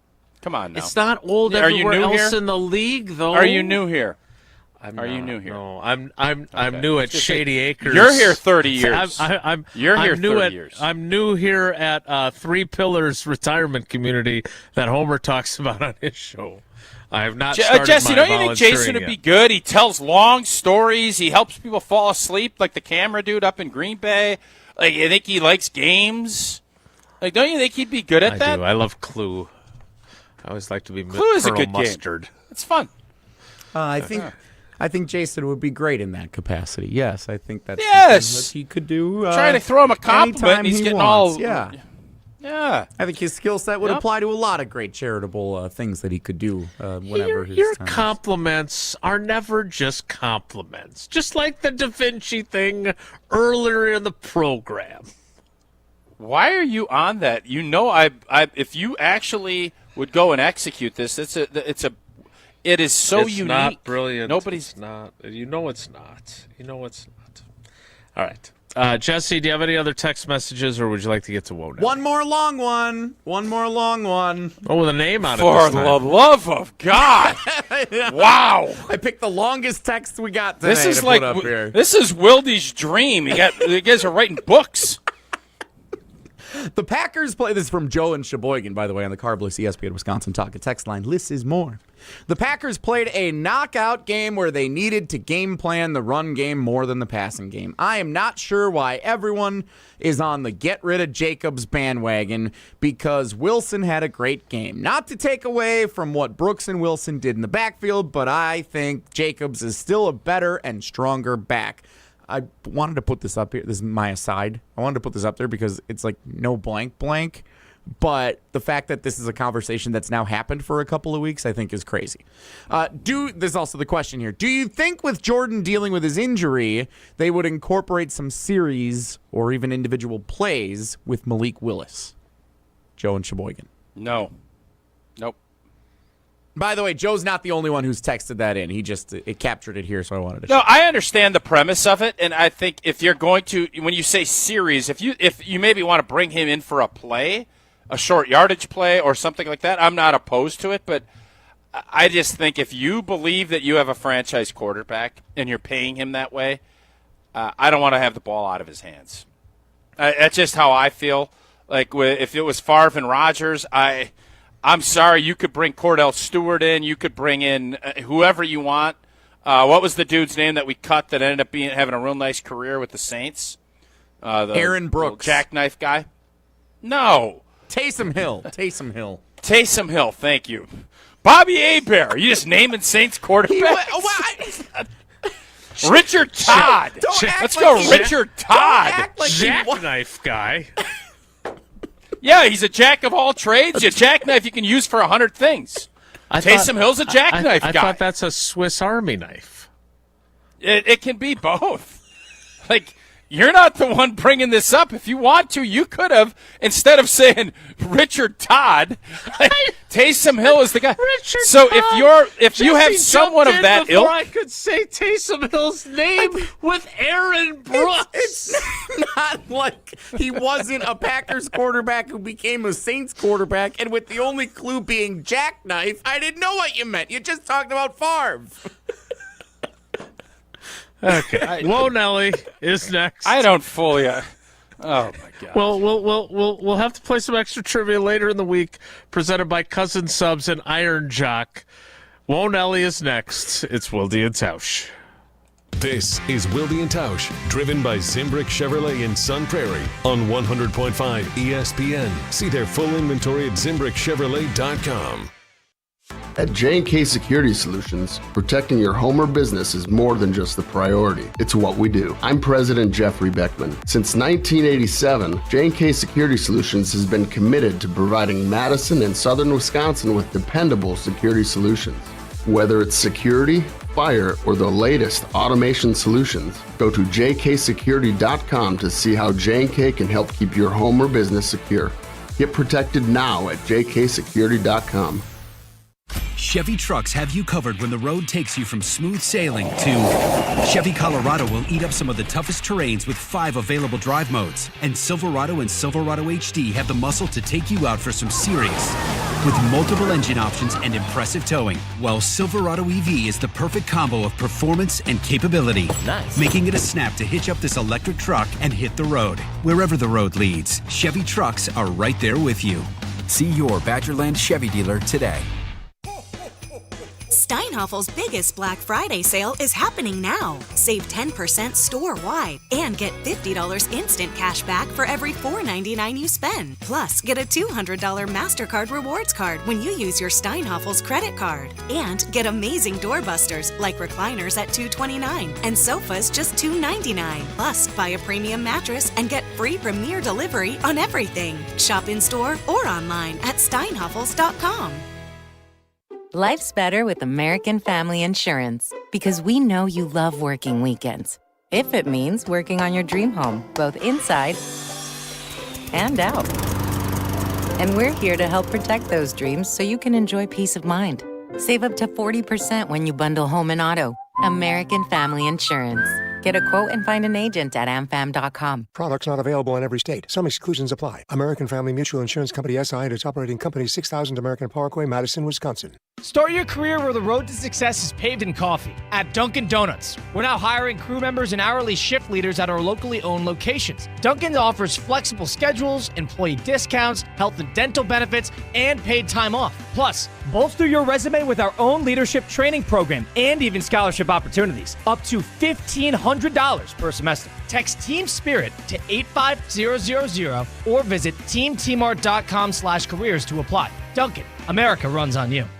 Every event tells a story, from the first impression to the final moments. Have someone guide your guests through every chapter the way you want the story told. Hi, it's Jeffrey from Celebrations Entertainment. With a strong presence, great voices, and an award-winning team, trust us to guide, direct, and inform your guests through all the different chapters of the day. For fun, memorable entertainment for any event, please visit us at celebrationsentertainment.com. That's celebrationsentertainment.com.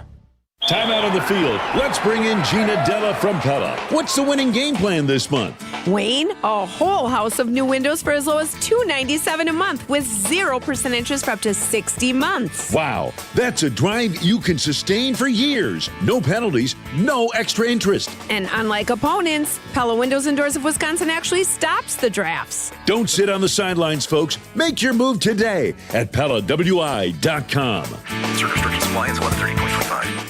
This season, the Bucks are going for it all. A game winner for the Greek Freak. Go inside the team's pursuit of a championship on Locked In, the new season of the Behind the Bucks podcast, narrated by Bucks legend Marcus Johnson. Hear from the team stars on why they think they can make history. It's all on Behind the Bucks on the Bucks Plus audio network. Behind the Bucks is presented by Gallagher, your trusted insurance broker, and HR and benefits consultant. Available now on bucks.com/plus, the Bucks app, the new ESPN Wisconsin app, and wherever you get podcasts. The Milwaukee Bucks. The Portland Trailblazers. Gets it to Green. Green launches and hits again. A.J. Green has come to life. Tonight on Madison's home of the Bucks, 100.5 ESPN.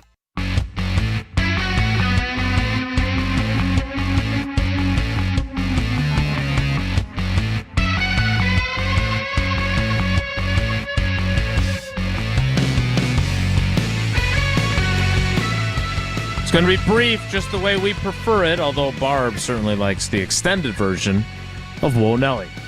If the topic is good, the guys discuss. Just the other morning I had breakfast at Tracy Rocker's house. His mama brought out 15 flapjacks. He said, Mama, take back 5 of them flapjacks. I got to stay hungry for the Crimson Tide. But if it's not, the show must go on. It's time for Whoa Nelly on Wilde and Tausch. All right, so do you want to hear about the bathroom or the picture? Those are your options. All right. Do you... You said it first, so you win. Do you openly avoid, when you're at a sporting event, or really any event, bringing an open beverage into a bathroom? No. I'd never thought about it until someone said something about it yesterday, and I thought, oh... It is kind of gross to like carry an open can of Coors Light and set it on top of the, the little, they provide you the little countertop thing that you can put your beverage on while you're going to the bathroom, but it's like you're bringing it in there and all the smell and everything and the bacteria is bouncing around in there. Like, it's gross to think about. I don't really... Do you know that's not there's bacteria, or are you afraid it's going to like bank? You afraid like bacteria is going to bank into your beverage? When you're in a bathroom, a large bathroom that a lot of people flock to at the end of quarters and whatnot, you run to the beverage stand, you get a Coors Light, then you go inside, and then you're going to go to the bathroom, and you set it up top, but they always open it for you because they don't want you taking closed beverages, which is fair for all the places where that happens. And then it's an open beverage in a bathroom. I'd never thought about it before. I'd never do that at home. Yeah, well, can I? Hi. I go sit in ahead, the press box. I don't take my beverage from my seat in the press box to the bathroom, so I don't have experience with this.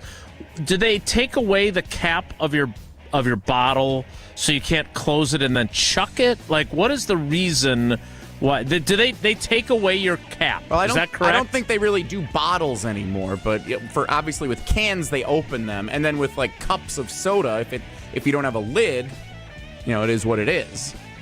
But a lot of times sodas, they give you the lids with the straws. Okay, so if you were drinking, so you would prefer to drink your beer if you have to take it into the bathroom in a soda cup with a straw, so the amount of open air for the bacteria to jump off of the toilets and the walls into your beverage is reduced? Am I understanding what you're looking for here? I think in certain situations, if you go... How would Tausch with his coffee manage to go to the bathroom? Yeah, he never tough. uses a cap. That would be tough. In certain... I think you have to be leery. People don't like leaving their drinks if you're not like with people that you trust. Sure. Right. And know. Mm-hmm. So that's why people take drinks into the bathroom. Let me say this. The feedback I received specifically was, why would you go to the beverage stand first to get a Coors Light and then go to the bathroom? Why wouldn't you go to the bathroom first and then the line shorter? And that's what I said. And they said, but then you have to take the open can into the bathroom, and that's gross. Take your open can into the can, am I right? No? Good one, Jason. I had never Really thought good. about I it, liked and it. so I was wondering if this is something people consciously think about or not, because I had never thought of it. I'm not going to lie to you. No, I've never thought of it, but I'm also not worried about. I'm not Bill Nye the Science Guy worrying about. I don't think that's how bacteria work. where they bounce off stuff and they say, "Oh, I got Nelson's Coors Light can. Let's make sure we sprinkle some bacteria in there." You're not going close enough where people are going to pee in your cup. So I don't think that's how it works. But Jesse, maybe it is, and I just don't know it, and I'm naivete on it.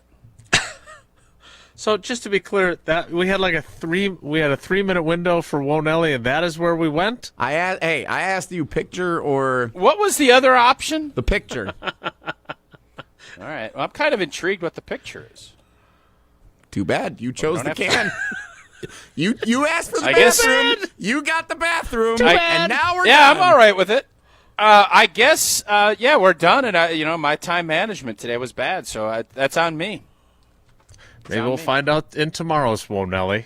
We'll wrap things up next. It's Wilde and Tausch. This is Wilde and Tausch, brought to you by Grassland Butter. Grassland Dairy is Wisconsin. Learn more at grasslandbutter.com. Mark Tauscher here for Zimbrick Chevrolet in Sun Prairie. Well, Zimbrick Chevrolet is truly the name you can trust. But you know what you can't trust? Wisconsin's winter weather. With temperatures dropping, you'd better make sure your vehicle is ready for the winter roads. Get your vehicle prepared now so you don't have any issues when that pesky snow gets worse in the next few months. I recommend stopping in to see the amazing service team at Zimbrick Chevrolet in Sun Prairie. Get a tune-up, check the battery, check your tires, that's a big one for the winter, change the oil, and make sure all the inner workings of your vehicle are in tip-top shape. You can take my word for it, whether you're making a holiday weekend trip, driving your kids to sports tournaments, or simply getting to work on time when the snow can slow you down. Zimbrick Chevrolet is truly the name you can trust. Schedule a service appointment, view vehicle inventory, and learn more about all they have to offer at ZimbrickChevrolet.com. That's ZimbrickChevrolet.com. Zimbrick Chevrolet in Sun Prairie, the name you can trust. Rah.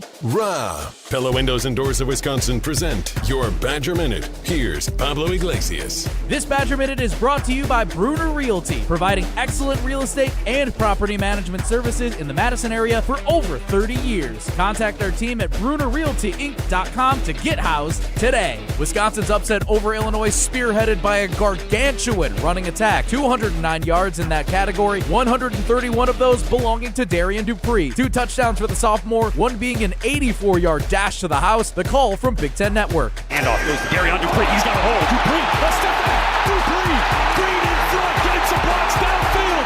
Darian Dupree will score. Touchdown. Get a whole house of new Pella windows for as low as $297 a month with 0% financing for up to 6 years. Wow. Don't sit on the sidelines, folks. Visit PellaWI.com today.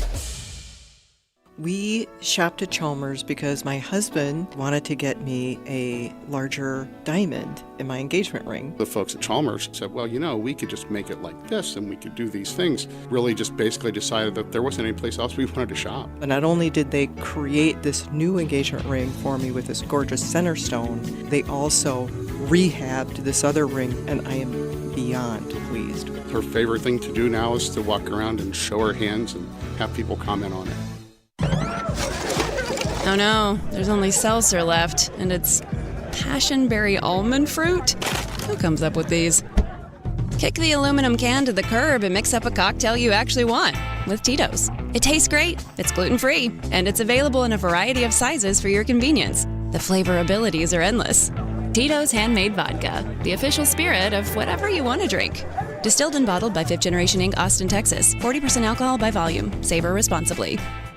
Wisconsin icon. It's all about the Badgers. The dawn of the Wisconsin Badgers. We did it better than everybody for 20-some years. Joined by 2 of his football legends. I like all of them, except for quarterback. I like defensive ends. Hey, I really like defensive ends. Someone didn't like kickers at one point. The Barry Alvarez Show with Barry Alvarez, Tarek Saleh, Derek Engler, and Jesse Nelson. Live from Ruth's Chris Steakhouse in Middleton every Monday night. Right here on 100.5 ESPN and the ESPN Wisconsin app. Madison's financial challenges need a Dane County-based bank. Starion Bank is a full-service community bank that delivers quality big bank services with a local approach. We are proud to be there for any budding entrepreneur or small businesses, helping them exceed their financial goals from banking to lending to cash management. Visit a banker at one of our convenient branches in Middleton, Monona, or Sun Prairie. Starion Bank. taking you farther. We're on Badgers volleyball. Near the net, Carter Booth, two-hand slam in the middle. Because we're on Wisconsin sports. 21 kills for Collier. Your home for UW volleyball. 100.5 ESPN.